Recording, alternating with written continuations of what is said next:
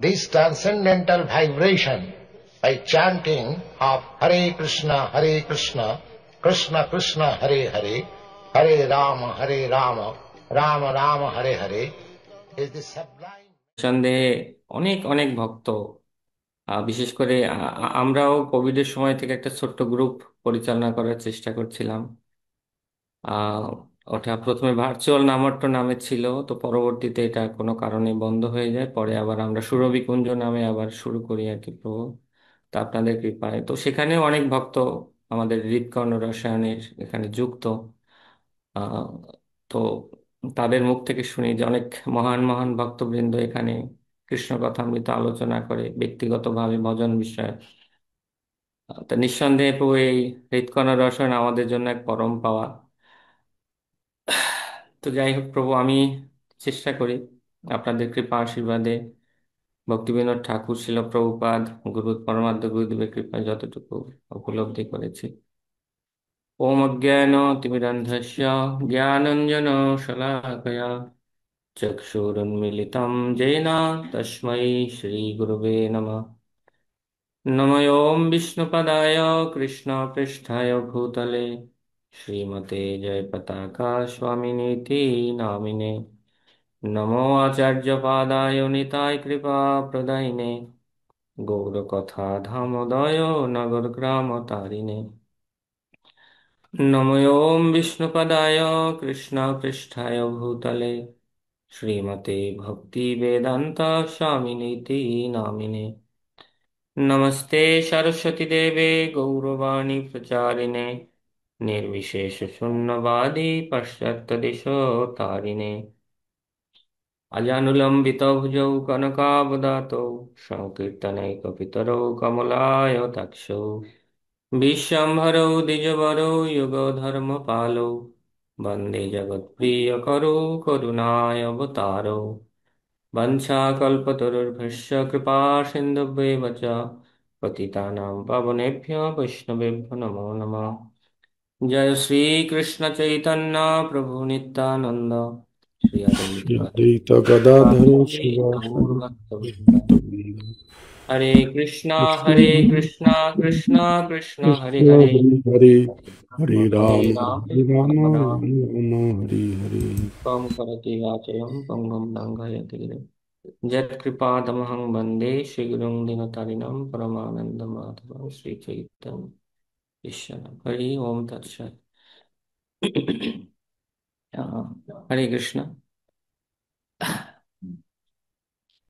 তো আমাদের শিলা ভক্তিবিনোদ ঠাকুর, আমরা সবাই এটা জানি যে তিনি আহ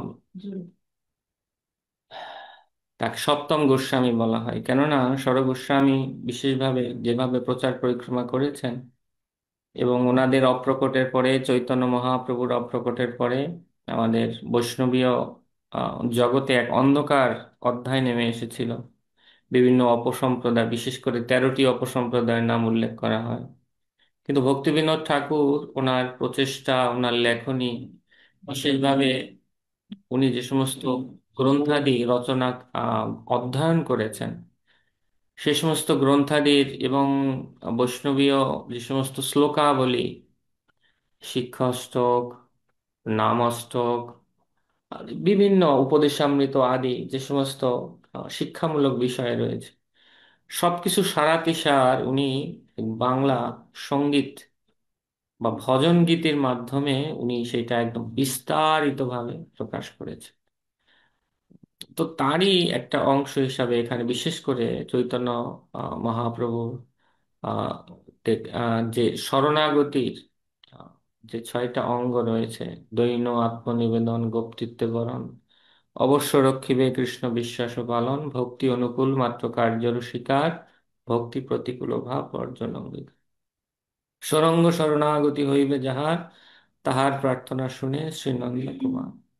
এই শরণাগতির যে দ্বিতীয় নম্বর, অর্থাৎ আত্মনিবেদন, এই আত্মনিবেদনের যে সমস্ত বর্ণনাত্মক ভক্তিবিনোদ ঠাকুরের যে যে গীতিগুলো রয়েছে, তার মধ্যে প্রথম গীতি হচ্ছে যে আজকে যে বিষয়টা আমরা পরস্পর আলোচনা করার চেষ্টা করব, সেটা হচ্ছে আমাদের এই মানুষ ও দেহ গেহ, এই ভজনটি। তো শিল ভক্তিবিনোদ ঠাকুরের, শিল প্রভুপাদের এবং আমার পরমারাধ্য গুরুদেব তথা গুরুবর্গের কৃপা আশীর্বাদ প্রার্থনা করছি। তো ভক্তিবিনোদ ঠাকুর একদম প্রথমে আত্মনিবেদন করতে গিয়ে আহ, তিনি উল্লেখ করেছেন যে মানস দেহ গেহ যো কিছু মোর অর্পিলু তুয়া পদে নন্দ কিশোর। তো ভক্তিবিনোদ ঠাকুর এখানে দেখিয়েছেন এটা একদিকে যেমন আহ, সমর্পণের বর্ণনা, অর্থাৎ আমার সমস্ত মন, আমার এই দেহ এবং গেহ হচ্ছে দেহের সঙ্গে সম্পর্কিত বাসস্থানকে নির্দেশ করলেও মূলত গেহ বলতে দেহ এবং দেহ সম্পর্কিত যে সমস্ত বিষয়াদি রয়েছে জড়জাগতিক, সবগুলোকেই বোঝানো হয়।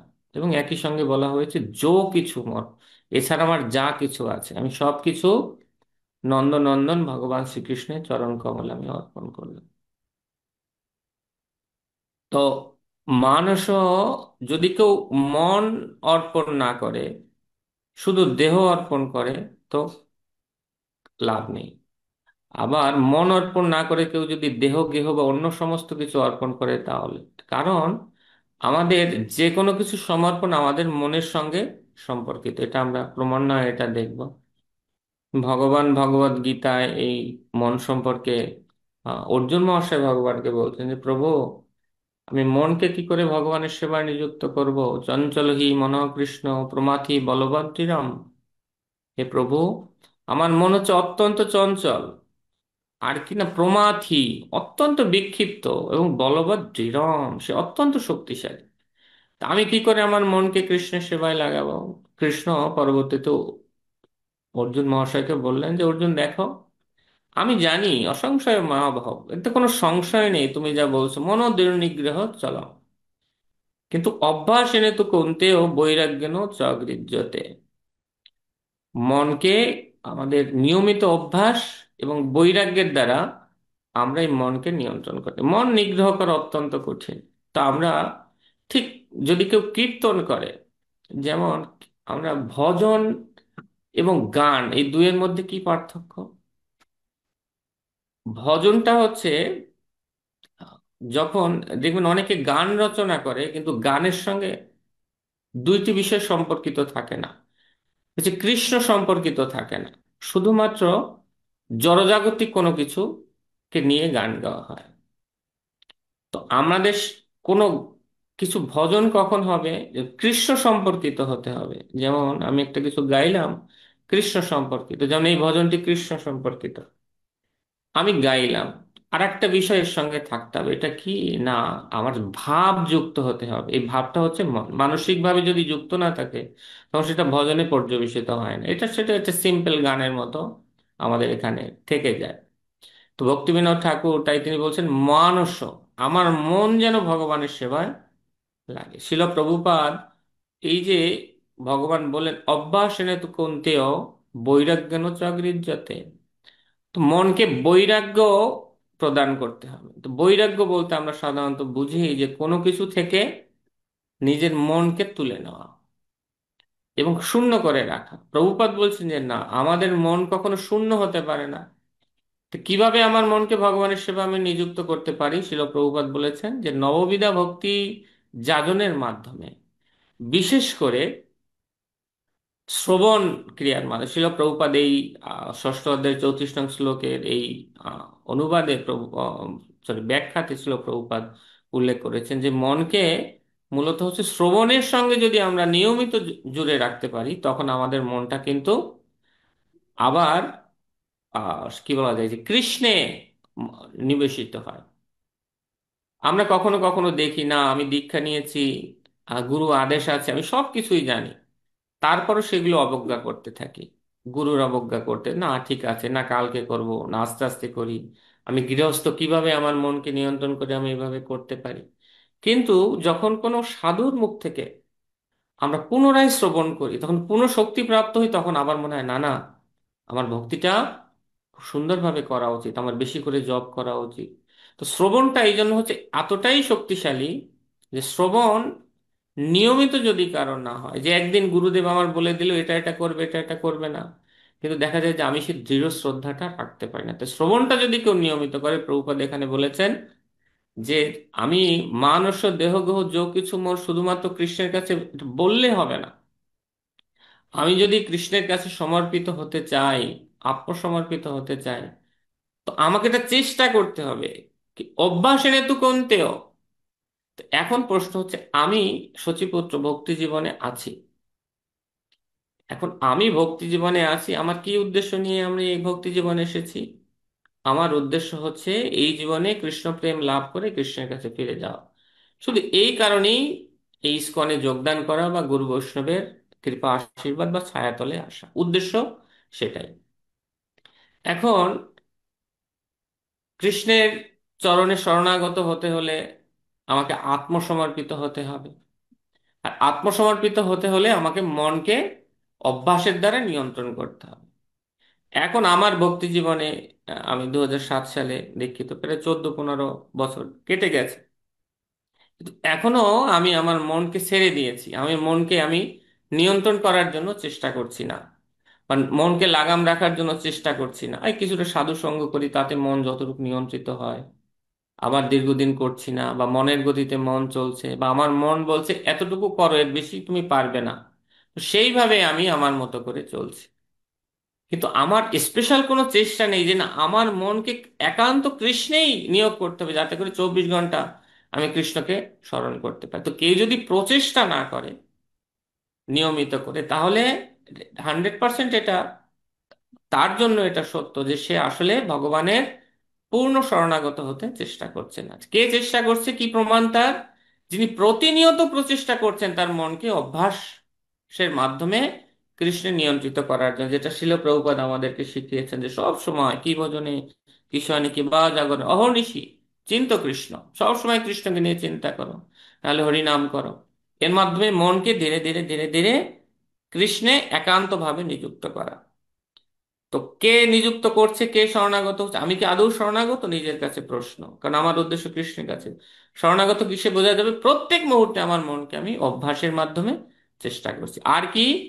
বৈরাগ্যের মাধ্যমে আমি মনকে নিয়ন্ত্রণ করার চেষ্টা করছি। বৈরাগ্য কি? সেটা হচ্ছে যে যে যেটা হচ্ছে যে ভোগ্য বিষয় থেকে মনকে নিগ্রহ করে আনা। শুধু নিগ্রহ করলে হবে না, আবার উল্টা ভাবে আমাকে এই শ্রবণে এবং নববিধা ভক্তিতে আমাকে বা আমার মনকে নিযুক্ত করতে হবে। যেমন আমরা আহ, আহ, শ্রীমদ্ ভাগবতমে দেখি, সবই মনঃ কৃষ্ণপদারবিন্দয়, ভগবানের শ্রীপাদ পদ্ম অর্পণের মাধ্যমে তারপর ধীরে ধীরে অন্য সমস্ত অঙ্গকে ভগবানের সেবায় নিযুক্ত করা। তো এইভাবে মনকে অন্যান্য সবকিছুর থেকে নিগৃহীত করে আমার মনকে ভগবানের সেবায় নিযুক্ত করতে হবে। তো মানস, এরপরে দেহ। তো মনের সঙ্গে দেহের একটা বিশেষ মিল রয়েছে। যদি মন না লাগে তো দেহ লাগিয়ে লাভ নেই, আগে যেটা আমরা বলছিলাম। কেন? আমরা দেখি যে যদি কারো হৃদয়টা যদি কৃষ্ণে নিযুক্ত না থাকে, মনটা যদি নিযুক্ত না থাকে, তার দেহ নিযুক্ত হয়ে ওটা অত বেশি ফল দিতে পারে না।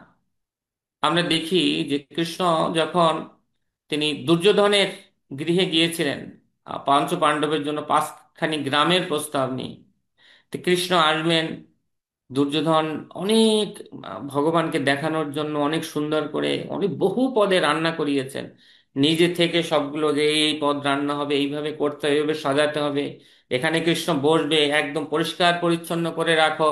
সবকিছু ঠিক একজন ভক্ত ঠিক ভগবানের জন্য যেভাবে আয়োজন করে, দুর্যোধনও সেম ভাবে পরিশ্রম করে সবকিছু তিনি আয়োজন করেছিলেন।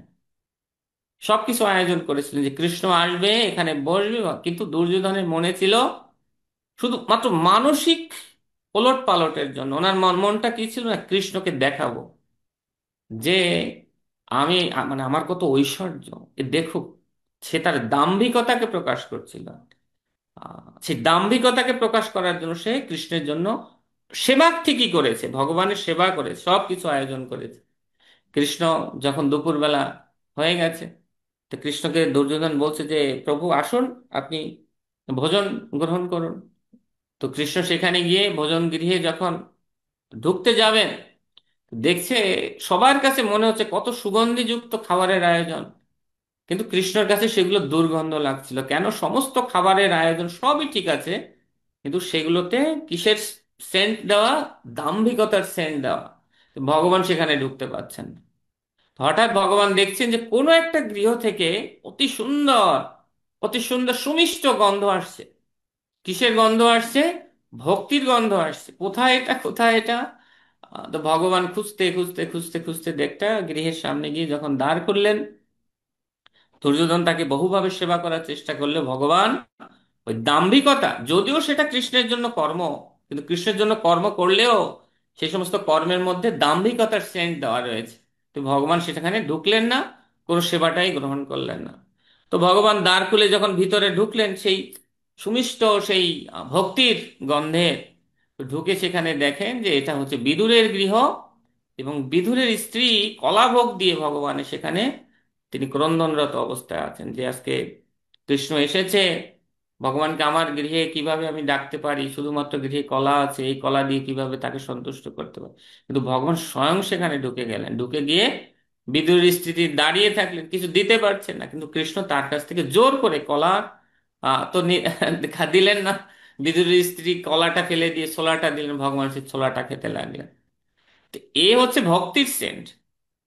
এই জন্য আমরা যেটা বলছিলাম যে আমাদের মন যদি কৃষ্ণে সমর্পিত না হয়, তো আমার এই অনেক সময় আমার এই দেহ, আমরা অনেক সময় আছে অনেক কিছু দান করি, এটা করি সেটা করি, যা কিছুই করি না কেন, যদি কৃষ্ণে মন পূর্ণরূপে সমর্পিত না হয়, তো আপাতত সেটা কিছু স্বীকৃতি প্রদান করলেও, কিছু পুণ্যকর্ম প্রদান করলেও সেটা কিন্তু ভক্তি হিসেবে কখনো পর্যবেসিত হবে না। আমাদের প্রত্যেকটা ক্রিয়াকর্ম যা কিছু আমরা করি না কেন, এতে যদি ভক্তির সেন্টটা না থাকে, আর ভক্তির সেন্ট কখন আছে?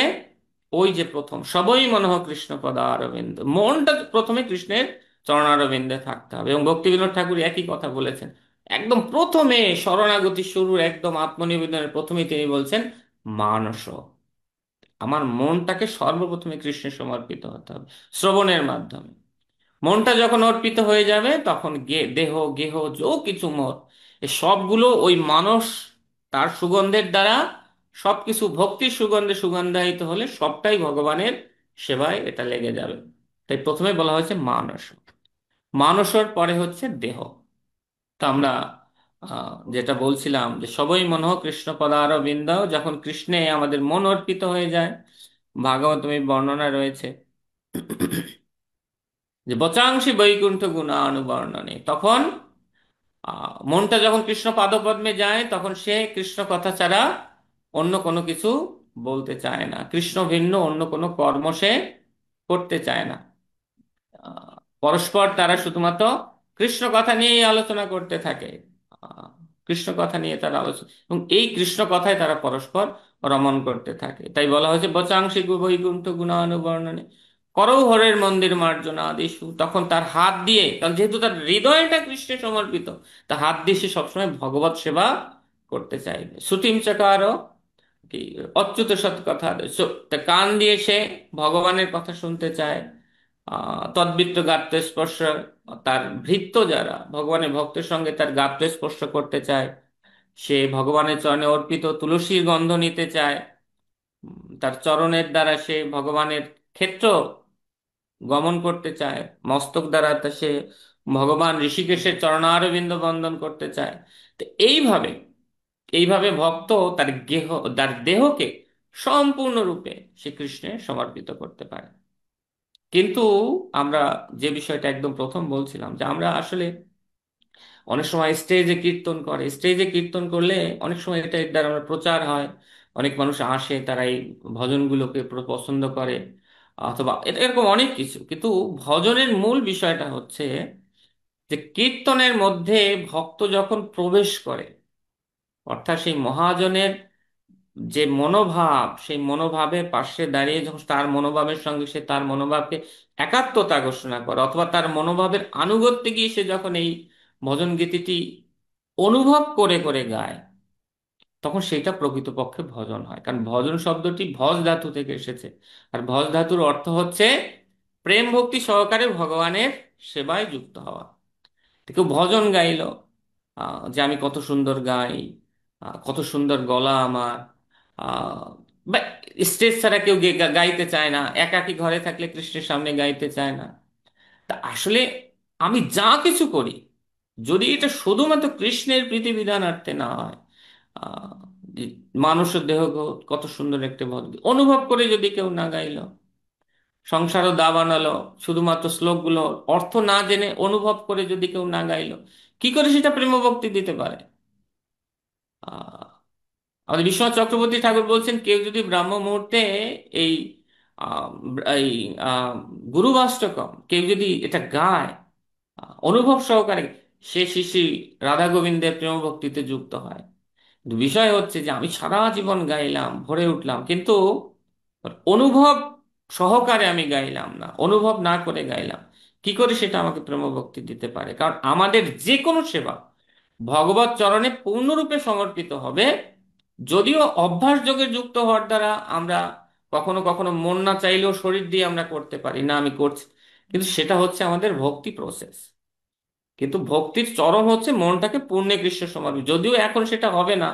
ভগবান এখানে বলেছেন যে অভ্যাসের দ্বারা, অভ্যাসের তো কোনতে অভ্যাস করার দ্বারা, তো কখনো কখনো মন না লাগলেও প্রতি মুহূর্তে মনকে টেনে এনে ঠিক ওই বৈরাগ্যেন চগৃহ্যতে মনকে টেনে এনে কৃষ্ণ সেবায় লাগানো, সেটাও যদি কেউ করে তখন বোঝা যাবে যে তিনি হচ্ছে সাধক।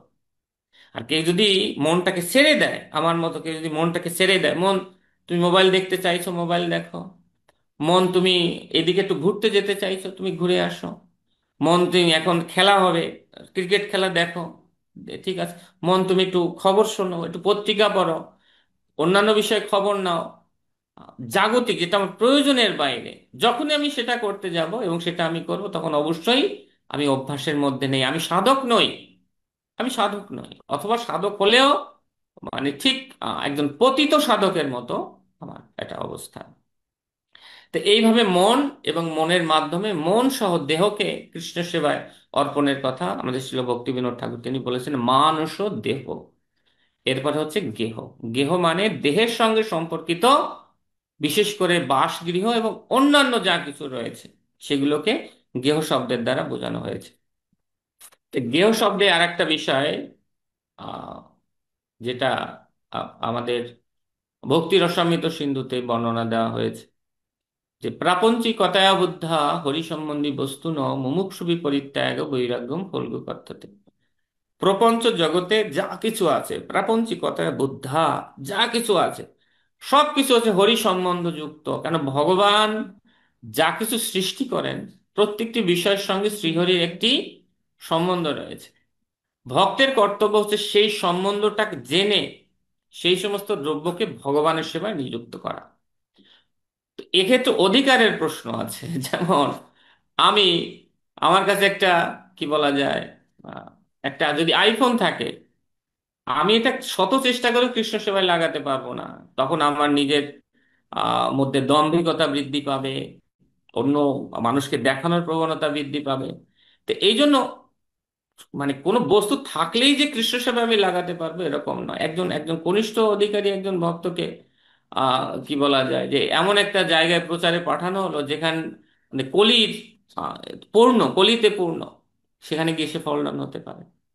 তো এই জন্য কিছুটা অধিকারেরও ব্যাপার রয়েছে, কিন্তু মূলত মানে নির্দেশনা হচ্ছে এইটা ভক্তি রসামৃত সিন্ধু অনুসারে, যে প্রপঞ্চ জগতে যা কিছু আছে সবটাই হচ্ছে কৃষ্ণের সঙ্গে হরি সম্বন্ধী বস্তু ন মুমুক্ষুবি পরিত্যাগ বৈরাগ্যম ফলগু কথা, এবং এগুলো পরিত্যাগ না করে ভগবানের সেবায় লাগানোর কথা বিশেষভাবে বলা হয়েছে। আহ, তো আমি হরি সম্বন্ধী বস্তুগুলোকে ভগবানের সেবায় লাগিয়ে তখন আমার যে গেহ, এই গেহকেও আমি কৃষ্ণের চরণে সমর্পণ করতে পারবো পূর্ণরূপে।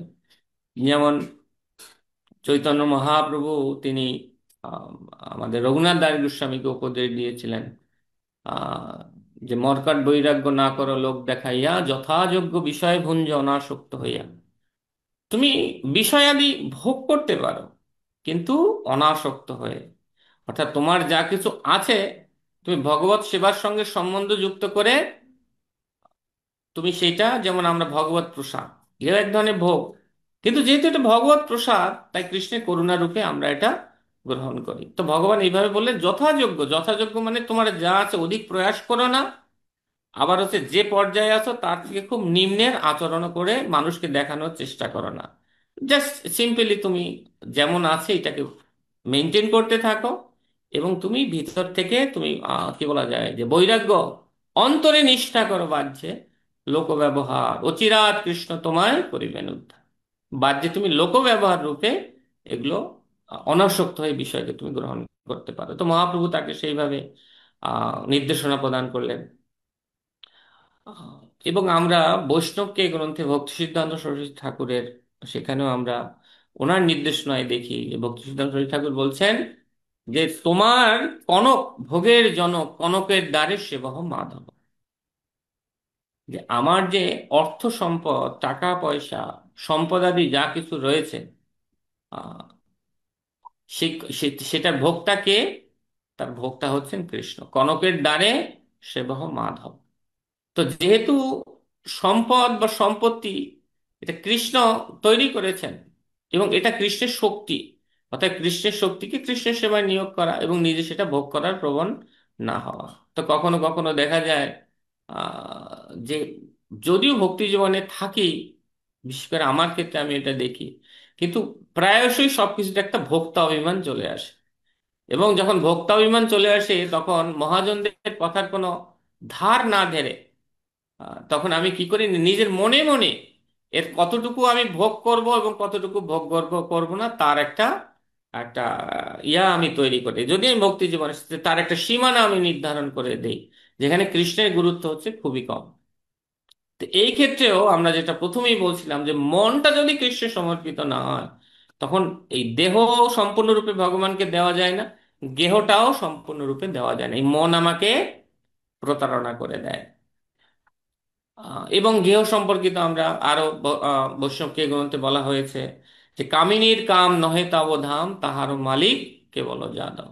এবং আমরা অনেক সময় স্ত্রীকে ভোগ্য মনে করি, সন্তানাদিকে আমাদের ভোগ্য মনে করি, সম্পদাদিকে আমাদের ভোগ্য মনে করি। কিন্তু ভক্তিবিনোদ ঠাকুর, আমাদের ভক্তি সিদ্ধান্ত ঠাকুর বলছেন যে না, বিশেষ করে কামিনীর কাম এই বিষয়ে আমাদের কোনো অধিকার নেই। তো এই বিষয়ে আহ, যদি ডিটেলস বলা যায়, যেমন যদিও এটা গেহের গেহের মধ্যে পড়ে এবং এটা ইম্পর্টেন্ট ফ্যাক্টর, যে কখনো কখনো শিল প্রভুপাদ তার কোনো কোনো লেকচারে এভাবে বলেছেন আহ, যে যদি কেউ এদিকে সেদিকে এই ঘোরাফেরা না করে, এদিকে সেদিকে লক্ষ্য না করে, অন্তত একজন স্ত্রী লোককে নিয়ে তুমি সুখী হও, এবং তুমি তার সঙ্গেই তুমি তোমার কি বলা যায় যে দৈহিক সঙ্গ, যে যে লালসা, সেই লালসাকে তুমি মেটাও, এটা বেটার। কিন্তু শিল প্রভুপাদ অন্যান্য অনেক জায়গায় খুব স্পষ্ট করে বলেছেন, কেউ যদি ভগবত ভক্তিতে উন্নতি করতে চায়, অবশ্যই তাকে এই যৌন বাসনা শূন্য হতে হবে। এবং যৌন বাসনা শূন্য কেউ তখনই হতে পারে যখন তার মনটাকে পূর্ণরূপে কৃষ্ণের সেবায় সে নিয়োগ করতে পারে। তো এইভাবে আহ ভক্তি সিদ্ধান্ত শ্রী ঠাকুর তিনিও বলেছেন যে কামিনীর কাম নহে তাব ধাম, তাহারও মালিক কেবল যাদব। এবং এছাড়া ভক্তি আহ সিদ্ধান্ত সরস্বতী ঠাকুর তিনি আরো কয়েকটা জায়গায় বলেছেন যে যে গৃহের স্ত্রীকে অবশ্যই কৃষ্ণের আহ সেবিকা রূপে দেখতে হবে। গৃহের যে সমস্ত সন্তানাদি রয়েছে তাদেরকে বাল গোপালের খেলার সাথী হিসাবে দর্শন করতে হবে। তো এইভাবে গৃহের সবাইকে যদি ভগবানের দ্বারদাসী হিসেবে আমরা দর্শন করি, তখন আমাদের এই গৃহকে আমরা কৃষ্ণ সেবায় লাগাতে পারবো। বিশেষ করে ভক্তিবিনোদ ঠাকুর তার আর একটা গীতিতে এরকম ভাবে তিনি উল্লেখ করেছেন আহ, যে বন্ধু দ্বারা সুতা সুত তব দাসী দাস, সেই তো সম্বন্ধে সবে আমারও প্রয়াস। ধনজন গৃহদ্বার তোমারও বলিয়া, রক্ষা করি আমি মাত্র সেবক হইয়া। যে সবকিছু কৃষ্ণের, আমি শুধুমাত্র তার সেবক হিসাবে আমি এখানে রয়েছি, এবং ভগবানের সেবক হিসাবে আমি সবকিছু মেনটেন করছি। তো এইভাবে আমরা আহ, আমাদের মন, আমাদের দেহ এবং আমাদের গেহকে সম্পূর্ণরূপে কৃষ্ণে সমর্পণ করে আমরা কৃষ্ণের আত্মসমর্পণ এটা করতে পারি। মানুষ দেহ গেহ যো কিছু মোর অর্পিলু তুয়া পদে নন্দ কিশোর। এবং এছাড়া আমার যা কিছু রয়েছে, সবকিছুই আমি কৃষ্ণের চরণে অর্পণ করেছি। কেন? না, কৃষ্ণ ভজিবার তরে সংসারে আইনু। এই জগতে আসার উদ্দেশ্য কি? কে এই আত্মসমর্পণটা করতে পারবে? লক্ষ্য স্থির যার থাকবে। আমরা পূর্বে বলেছিলাম, একদম পূর্বে, যে ভক্তি জীবনে আমি কেন আসছি। যদিও ভক্তি জীবনে বিভিন্ন কারণের সঙ্গে ইসকনের সঙ্গ করতে করতে বিভিন্ন কারণে হয়তো ঢুকে পড়ি, ঢুকে পড়লে মনে হয় সবাই প্রসাদ পায়, আমিও প্রসাদ পাই। প্রসাদ পাওয়ার পর মনে হয় যেন সবাই দীক্ষা নিয়ে এগিয়ে যাচ্ছে, আমিও একটু দীক্ষা নিই। তো আসলে আমাদের প্রথমে লক্ষ্য স্থির আমরা যেটা করে এসেছিলাম, যে ভক্তি জীবনে আমি ঢুকছি একটাই কারণে, ভগবত ভজন করে ভগবানের কাছে ফিরে যাওয়া। যদিও এই লক্ষ্য নিয়ে আমরা এখানে প্রবেশ করি, কিন্তু লক্ষ্য থেকে কখনো কখনো আমরা ট্র্যাক হারিয়ে ফেলি, কারণ আমাদের লক্ষ্যের কথা আমাদের মনে থাকে না। বিশেষ করে আমার মধ্যে আমি যেটা অনুভব করি, আমার এই লক্ষ্যের কথা মনে থাকে না। কিন্তু খুব স্পষ্ট করে শাস্ত্রে নির্দেশ দেওয়া আছে যে কৃষ্ণ ভজিবা। এই জগতে আমি মনুষ্য, যদি এগুলো শুনতে শুনতে এখন মনে হয় যে আমি একটা সিম্পল ম্যাটার, কিন্তু কৃষ্ণ ভজিবার তরে সংসারেতে আইনু, মিছে মায়ায় বদ্ধ হয়ে বৃক্ষ সম হইনু। আমি এই জগতে অন্য কোনো কাজ করার জন্য নয়, আমি আমার প্রয়োজনে, কৃষ্ণ ভক্তির প্রয়োজনে, যে কোনো প্রয়োজনে আমরা পড়াশোনা করি, আমরা চাকরি করি, আমরা এটা করি, ওটা করি, সেটা করি, কিন্তু অবশ্যই সেগুলো আমাদের জীবনের মুখ্য উদ্দেশ্য নয়। মুখ্য উদ্দেশ্য শুধুমাত্র হচ্ছে কৃষ্ণ ভক্তি করা, অন্য কোনো উদ্দেশ্য নয়। কৃষ্ণ ভজিবার তরে সংসারেতে আইন। শ্রীমদ্ ভাগবতমের একটা খুব চমৎকার শ্লোক আছে, লব্ধা সুদূর লভমিদম বহু সম্ভবান্তে মনুষ্যম অর্থদম অনিত্যম তদ ইহ ধীর। লব্ধা সুদুর্লভম ইদম, আমাদের খুব সুদুর্লভ এই এই জন্মটা। কেন?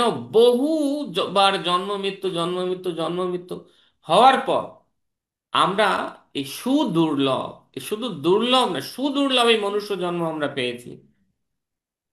যদিও মনুষ্য জন্মটি অত্যন্ত অর্থদম, কেননা শুধুমাত্র মনুষ্য জীবনেই কৃষ্ণ ভক্তিকারে ভগবানের কাছে ফিরে যাওয়া যায়, কিন্তু এটা অনিত্য। কিন্তু এটা অনিত্য।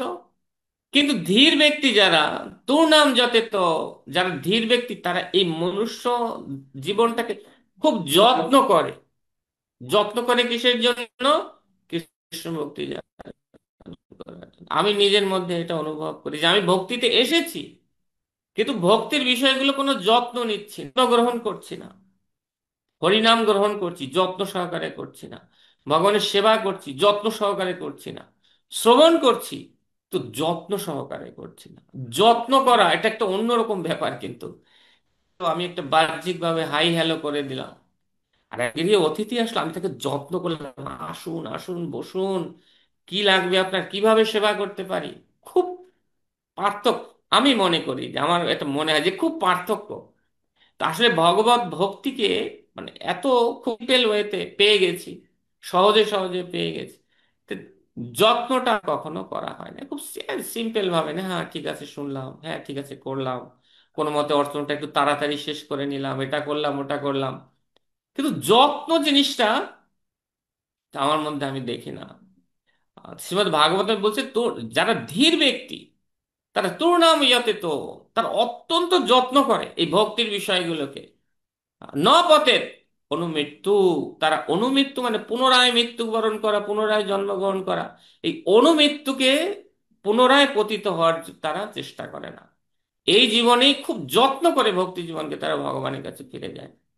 তো এই জন্য ভগবানের চরণে আত্মসমর্পণটা তখনই হয় যখন আমরা ওই সমস্ত বিষয়, আমার মনটাকে আমি অভ্যাস করার ব্যাপারে অত্যন্ত যত্নবান হব। মনটাকে শ্রবণে নিয়োগ করার ব্যাপারে এবং নববিধা ভক্তিতে নিয়োগ করার ব্যাপারে আমি অত্যন্ত যত্নবান হব। এইভাবে যদি আমি যত্নবান হই, আমার সমস্ত শরীর দিয়ে যদি আমি কৃষ্ণের সেবা করি এবং আমার সমগ্র গেহকে কৃষ্ণের বলে যদি মনে করি, কারণ প্রাপঞ্চিকতা বুদ্ধা হরি সম্বন্ধী বস্তু না, সবকিছুর সঙ্গে শ্রীহরির একটা সংযোগ আছে, বুঝে সেগুলোকে আমার ভগবত সেবায় লাগাতে হবে। যদি আমি এভাবে লাগাই এবং আমি যদি পূর্ণ প্রচেষ্টা করি ভগবানকে ভক্তিতে যুক্ত হওয়ার জন্য, তখন আমার এই আত্মসমর্পণটা, তখন এটা সার্থক হবে। তো ভক্তিবিনোদ ঠাকুর তাই তিনি এটা বললেন, আহ, যে মানুষ দেহ গেহ যো কিছু মোর। অত যদিও যো কিছু মোর বলতে অনেক সময় আমরা কুটুম্ব আদিকেও বুঝি। আমরা একটু আগে যেটা বলছিলাম যে শুধুমাত্র আমার স্ত্রী সন্তান আদি নয়, এবং আমার আত্মীয় স্বজনও এর মধ্যে রয়েছে। তো আত্মীয় স্বজনকে বলি মহারাজ বামনদেরকে দর্শন করে তিনি বলি মহারাজ বলেছে, স্বজন আখ্যা দস্যু ভি। আমার স্বজনগণ হচ্ছে কেমন? দস্যুর মতো। দস্যুর মতো কেন না, আমার স্বজনগণ সবসময় আমার উপর ঝাঁপিয়ে পড়ে চেষ্টা করে। দস্যু যেমন তার সম্পত্তিগুলোকে নিতে চেষ্টা, আমার স্বজনরাও আমার টাকা পয়সা এটা সেটা, আমার সময়কেও তারা হরণ করে আমার কাছ থেকে নিয়ে যায়, আমার ভক্তিকে হরণ করে নিয়ে যায় প্রায়শই। আমার এটা মনে হয় কৃষ্ণ সেবা করছি, হঠাৎ একদম বাইরের আত্মীয় আসলো, যে কৃষ্ণ সেবাটাকে সংক্ষেপ করে তাদেরকে সময় দিয়ে ম্যানেজ করে তাদেরকে পাঠিয়ে দেওয়া। কেন? এই দস্যু ভি, তারা আমার ভজনমূলক সময়টাকে আমার কাছ থেকে ছিনিয়ে নিচ্ছে, হরণ করে নিচ্ছে। তারা আমার কৃষ্ণের জন্য উপার্জিত অর্থকে তারা ছিনিয়ে নিয়ে যাচ্ছে। কৃষ্ণ সেবার অনেক কিছু তারা এইভাবে আমার কাছ থেকে ছিনিয়ে নিয়ে যাচ্ছে। তো বলি মহারাজ তিনি বলছেন যে স্বজনাখ্যা দস্যু ভি, যে আমার স্বজনগণ হচ্ছেন কিসের মতো? দস্যুর মতো। দস্যুর মতো। এবং আমরা দেখি যে আমাদের লক্ষ্মী নৃসিংহ স্তোত্রম, সেখানেও এই যে আত্মীয় স্বজনকে সেখানে অত্যন্ত মানে কি বলা যায় যে বন্য জন্তুর সঙ্গে তুলনা করা হয়েছে। কখনো কখনো কুমিরের সঙ্গে তুলনা করা হয়েছে, যে তার করাল দাঁতের দ্বারা প্রতিনিয়ত আমাকে দংশন করতে চায়, এভাবে বর্ণনা করা দেওয়া রয়েছে। শ্রীমদ্ ভাগবতমেও বিভিন্ন ভাবে বর্ণনা দেওয়া রয়েছে, যেখানে অতএব এই বর্ণনাগুলোর দ্বারা আমাদের এটা বোঝানো হয়েছে যে যে আমাদের যে কি বলা যায় যে কুটুম্ব ভরণাদি, যে কুটুম্ব ভরণাদি আমাদের একদম যতটুকু না হলে না, ঠিক ততটুকু, এবং অবশ্যই তা কৃষ্ণ সেবার আনুকূল্যতার সহিত তাদের প্রতি আমাদের এই সেবা পরায়ণ হওয়া উচিত, কিন্তু এর অতিরিক্ত কোনো কিছু না যেটা আমার কৃষ্ণ সেবার ক্ষেত্রে প্রতিবন্ধকতা সৃষ্টি করতে পারে। আমরা কখনো কখনো বলতে পারি প্রচারের কথা, প্রচার বিষয়টা হচ্ছে আলাদা, আর এখানে আত্মসমর্পণের বিষয়টা হচ্ছে সম্পূর্ণ আলাদা। যখন আমি আত্মসমর্পিত হতে, যেমন প্রচারের স্বার্থে কারোর সঙ্গে জাগতিক কথাও যদি শুনতে হয়, যে না উনি শ্রদ্ধা দেখাই আমি, তখনও কিন্তু কৃষ্ণকে আমার হৃদয়ে স্মরণ থাকে যে আমি ওনাকে এই জাগতিক কথা কেন শুনছি, যা একটু পরেই তার কাছে আমি কৃষ্ণ কথা প্রচার করবো। তাই তো এইভাবে সেটাও কৃষ্ণ সেবার অনুকূল্যতা অনেক সময় হয়ে যায়। তো এইভাবে আমরা ভগবানের সেবায় যদি আত্মসমর্পিত হতে পারি, তাহলে আমরা জীবন মুক্ত হতে পারবো। এরকম একটা শ্লোক আছে, আমরা দেখি, ইহ যস্য হরের দাস্যে কর্মণা মনসাগিরা নিখিলাস্য অব্যবস্থা আসু জীবন মুক্ত স উচ্যতে। এইভাবে দেহ মন ও বাক্য দিয়ে যদি ভগবানের সেবায় সব সময় যদি কেউ যুক্ত থাকে, তাহলে জীবন মুক্ত, সে এই জগতে জীবিত থাকলেও সে মুক্ত অবস্থায় অবস্থান করে থাকে। তো এইভাবে ভক্তিবিনোদ ঠাকুর তিনি বর্ণনা দিয়েছেন যে মানস, আমার এই মন দেহ গেহ যো কিছু মোর ওর পিলু তুয়া পদে নন্দ কিশোর, তুমি সবকিছু ভগবানের চরণে অর্পণ করে দিলেন। পরে সম্পদে বিপদে জীবনে মরণে দায় মম গেলা তুয়া ও পদ বরণে, যে আমার সম্পদ থাকুক অথবা বিপদ থাকুক, আমি যে অবস্থাতেই থাকি না কেন, আমার এই দায় চলে গেল কেন, আমি তোমার চরণে সবকিছু অর্পণ করলাম। তো এই যে আমরা জানি, আমরা আহ, বলা হয় আমাদেরকে যে আমরা হচ্ছে অমৃতস্য পুত্র, এবং ভগবান ভগবত গীতায় বলেছেন যে আমরা হচ্ছি ভগবানের চিন্ময় সত্য, অংশাতি অংশ, চিন্ময় স্ফুলিঙ্গ, আত্মার অংশাতি অংশ আমরা। তো আমরা যেহেতু আত্মা হচ্ছে সচ্চিদানন্দ, পরমাত্মা হচ্ছে সচ্চিদানন্দময়, এবং আমরা পরমাত্মার অংশাতি অংশ হিসেবে আমরাও হচ্ছি সচ্চিদানন্দময়।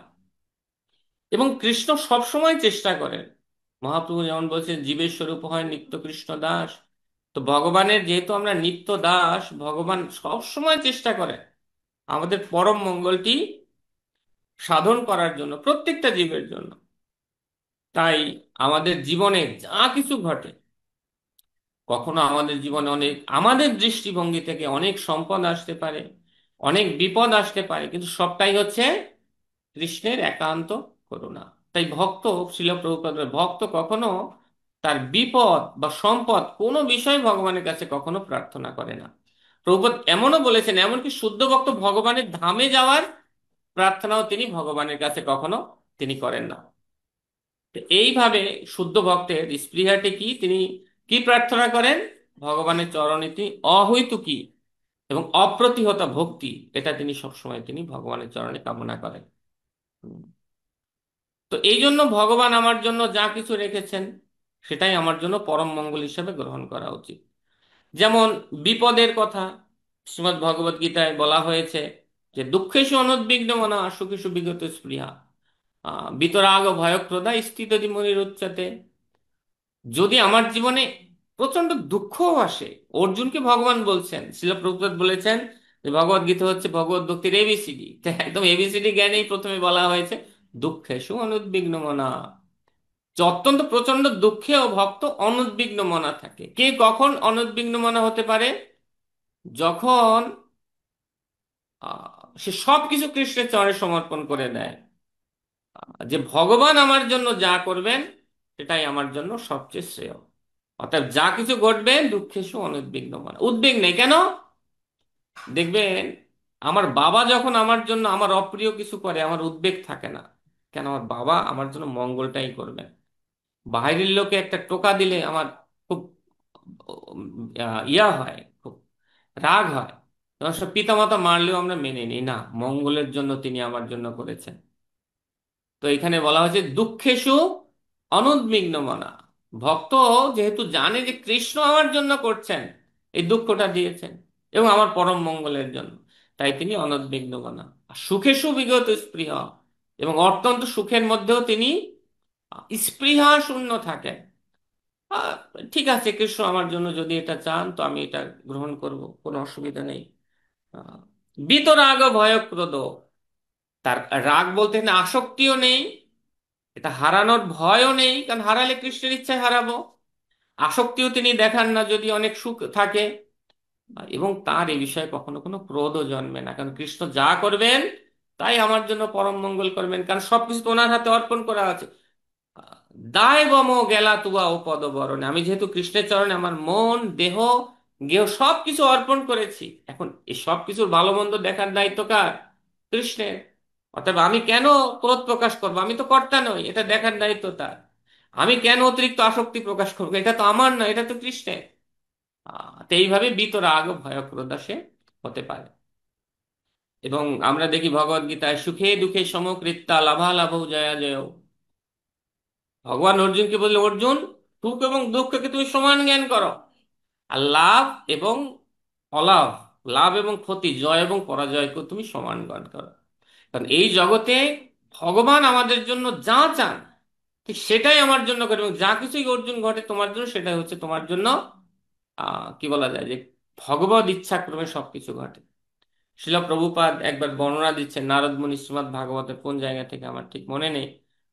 তো প্রভুপাদ একটা লেকচারে শুনছিলাম যে প্রভুপাদ বলছেন যে নারদ মুনি বলছেন যে আর্থিক লাভের জন্য অধিক প্রয়াস করো না। কেন? যে তোমার জীবনে যতটুকু আর্থিক লাভ হওয়ার দরকার, তুমি এক জায়গায় চুপ করে বসে থাকলেও সেটা হবে। কারণ এই আর্থিক লাভ অলাভ এটা পূর্ব জীবনে নির্ধারিত, পূর্ব জীবনে এটা নির্ধারিত কর্ম অনুসারে। অতএব তুমি এর জন্য প্রয়াস করো না। আহ, যেমন দুঃখ না চাইলেও স্বয়ংক্রিয়ভাবে দুঃখ আসে, দুঃখ লাভের জন্য কেউ প্রয়াস করে, তেমনি ভাবে সুখ না চাইলেও আহ, আর্থিক কোনো কিছু না চাইলেও এটা অটোমেটিক্যালি তোমার কাছে আসবে। এখন নারদ মুনি স্পষ্ট মানে প্রভুপাদ একটা লেকচারে বলেছেন। অতএব প্রভুপাদ বলছে আমাদের আর্থিক লাভের জন্য প্রয়াস না করে ভগবত ভক্তি লাভের জন্য আমাদের প্রয়াস করা উচিত। তার দ্বারা আমরা আমাদের পরম সিদ্ধি আমরা এটা পেতে পারবো। কেননা আমরা দেখি অনেক আর্থিক ভাবে অনেক লাভবান ব্যক্তি, আর্থিকভাবে অনেক বিত্তবান ব্যক্তিও তারা অনেক কিছু ভোগ করতে পারে না, অনেক কিছু আহ তাদের লাইফে সে গ্রহণ করতে পারে না। কেন? কারণ তার তার জীবনে এটা নেই, তার ভাগ্যে এটা নেই পূর্ব জীবনের কর্ম অনুসারে। অতএব ভক্তি বিনোদ ঠাকুর তিনি বললেন সম্পদে বিপদে জীবনে মরণে দায় মম গেলা তুয়া ও পদপরণে। যে আমার জীবনে অনেক সম্পদ থাক প্রভু, অনেক বিপদ থাক প্রভু, আমার দায়টা চলে গেল, কারণ আমি তোমার ওই চরণারবিন্দ বরণ করে নিলাম। আমরা আহ ভগবদ গীতায় একটা খুব চমৎকার একটা শ্লোক দেখি, সেখানেও এই বিষয়টা বর্ণনা করা রয়েছে। যে ঈশ্বর পরম কৃষ্ণ সচ্চিদানন্দ বিগ্রহ অনাদিরাদি গোবিন্দ সর্বকারণ কারণম সর্বকারণ কারণম। Krishna is the cause of all causes. ভগবান সমস্ত কিছুর পরম কারণ, সমস্ত কিছু তিনি পরম কারণ। আহ, তো তিনি আমার দুঃখেরও পরম কারণ, তিনি আমার সুখেরও পরম কারণ, আমার সম্পদেরও কারণ তিনি, আর হচ্ছে আমার অর্থহীনতার কারণ হচ্ছেন তিনি। তো তিনি যদি কারণ হন, কৃষ্ণ, আমি কৃষ্ণ ভক্ত বলে নিজেকে দাবি করি, আর এই কৃষ্ণ যদি আমার জন্য কোনো কিছু নির্ধারণ করেন, তিনি হচ্ছেন আমার পরম প্রিয় প্রভু, তিনি আমার জন্য কোনো কিছু যদি নির্ধারণ করেন এবং আমি তার যদি বৈপরীত্য আচরণ করি, তখন নিঃসন্দেহে সেটা কৃষ্ণ অভক্তি, নিঃসন্দেহে কৃষ্ণ অভক্তি। তাই কারো যদি অর্থহীনতা হয়, সে যদি ভগবানের কাছে অর্থ প্রার্থনা করে, এটা ঠিক ভগবানের বৈপরীত্য আচরণ করা। আহ, যে কোনো বিষয়, এই জন্য আমাদের গুরুবর্গরা আমাদেরকে শিখিয়েছেন, ইভেন যদি গুরুদেবের জন্য, গুরুবর্গের জন্য যদি কখনো ভগবানের কাছে প্রার্থনা করতে হয়, আমাদের পরমাদ্য গুরুদেব তিনি ছিল ভক্তিস্বরূপ স্বামী গুরু মহারাজের আহ কোভিডের সময় তিনি প্রার্থনা করা শিখিয়েছিলেন, হে কৃষ্ণ, আপনি যদি চান, যদি আপনার মধুর ইচ্ছা হয়, আপনার মধুর ইচ্ছাক্রমে যেন শিল ভক্তিস্বরূপ স্বামী গুরু মহারাজ যেন সুস্থ হয়ে যায়। হে কৃষ্ণ, আপনি যদি চান, ইফ ইউ ডিজায়ার, আপনি যদি না চান তাহলে দরকার নেই, আপনি যদি চান, কারণ সবকিছু আপনারই মধুর ইচ্ছাক্রমে হবে, আপনি যদি চান, যদি আপনার মধুর ইচ্ছা হয়, আপনার মধুর ইচ্ছাক্রমে যেন তিনি সুস্থ হয়ে যান। তো জাগতিক বিষয়ের ক্ষেত্রে, অন্য ক্ষেত্রে কি কথা, কৃষ্ণের মধুর ইচ্ছা বিনা আহ, কৃষ্ণ যাহা ইচ্ছা করে তাই যেন ভালো, তেজিয়া আপন ইচ্ছা ঘুচাও জঞ্জাল। কৃষ্ণ আমার জন্য যা ইচ্ছা করে এটা আমার জন্য ভালো। আহ, কখনো কখনো এটা দেখা যায়। শ্রীল ভক্তি বিকাশ স্বামী মহারাজ বলছেন যে আমরা কখনো কখনো ভক্তির নামে অনেকে অন্যরকম কোনো কিছু শিখিয়ে ফেলি। আহ ওনার একটা ইদানিং একটা লেকচারে তিনি এটা বলছেন, যেমন অনেক সময় আমরা ভোগ শিখায়, যদিও ভগবান বলছেন যে অকাম সর্বকামী মোক্ষকাম বা উদারধি তীব্র ভক্তি জীবনে যজেত পুরুষ পরম, যে যেমনই হোক ভগবানের চরণে আশ্রয় নেওয়া উচিত। কিন্তু ভক্ত হিসেবে আমাদের শেখানো উচিত যে কৃষ্ণকে আমাদের কেন ডাকা উচিত, শুধুমাত্র অহৈতুকী অপ্রতিহতা ভক্তি লাভের জন্য, যেটা চৈতন্য মহাপ্রভু তিনি আমাদের শিখিয়েছেন। ভগবানের কাছে প্রার্থনা করতে হয় তো ন ধনম ন জনম ন সুন্দরী কবিতম্ব জগদীশ কাময়ে মম জন্মনি জন্মনীশ্বরে ভবতার ভক্তির অহৈতুক লিখতে। হে প্রভু, আমি এগুলো প্রথমে হচ্ছে কি আমার লাগবে না, কি আমার লাগবে, ন ধনম ন জনম ন সুন্দরী কবিতম বা জগদীশ কাম মম জন্মনি জন্মনীশ্বরে ভবতার ভক্তি। আমি শুধু জন্মনি, যদি আমার পুনঃ পুনঃ জন্ম হয়, আমি শুধু অহৈতুকী অপ্রতিহতা ভক্তি কামনা করি, অন্য কোনো কিছু কামনা করি, অন্য কোনো কিছু কামনা করি না, অন্য কোনো কিছু কামনা করি না। উম, যেমন আমাদের আহ, কয়েকদিন আগে যে আমাদের দামোদর অষ্টকমে বরম দেব মোক্ষম না মোক্ষাবধিম বা নচানম বৃণে অহম বরে সাদপি। ও প্রভু, আমাকে এই বর দাও। কি বর দেব তোমাকে? প্রথম কি কি লাগবে না তাই বল, বরং দেব মোক্ষম না, আমি এটা মোক্ষ চাই না, মোক্ষ অবধিম বা মোক্ষেরও উপরে যা কিছু আমি তাও কিছু চাই না, নচানম বৃণেহম বরে সাদপি, আমি অন্য কোনো ধরনের বর চাই না। কারণ ভক্ত ভয় পায়, ভগবান আবার, কারণ ভগবান তো প্রেম দিতে চান না, অন্য অনেক কিছু দিয়ে দেন, তা আগে ভক্ত বলে দেয় প্রভু এগুলো দিবেন না, এগুলো দেবেন না, এগুলো দেবেন না, কি দিবেন? শুধু প্রেম ভক্তি প্রদান করুন। ইদন্তে বপুরনাথ গোপাল বালম সদা মে মনুষ্যামি রাস্তাম কিমন। এই গোপালের, বাল গোপালের রূপটা যেন আমার হৃদয়ে থাকে। তেমনি ভাবে ভক্ত এটা প্রার্থনা করেন, মহাপ্রভু যেমন বলছেন যে আগে কি লাগবে না তাই মহাপ্রভু চাইছেন, নধনম নজনাম ন সুন্দরী কবিতাম।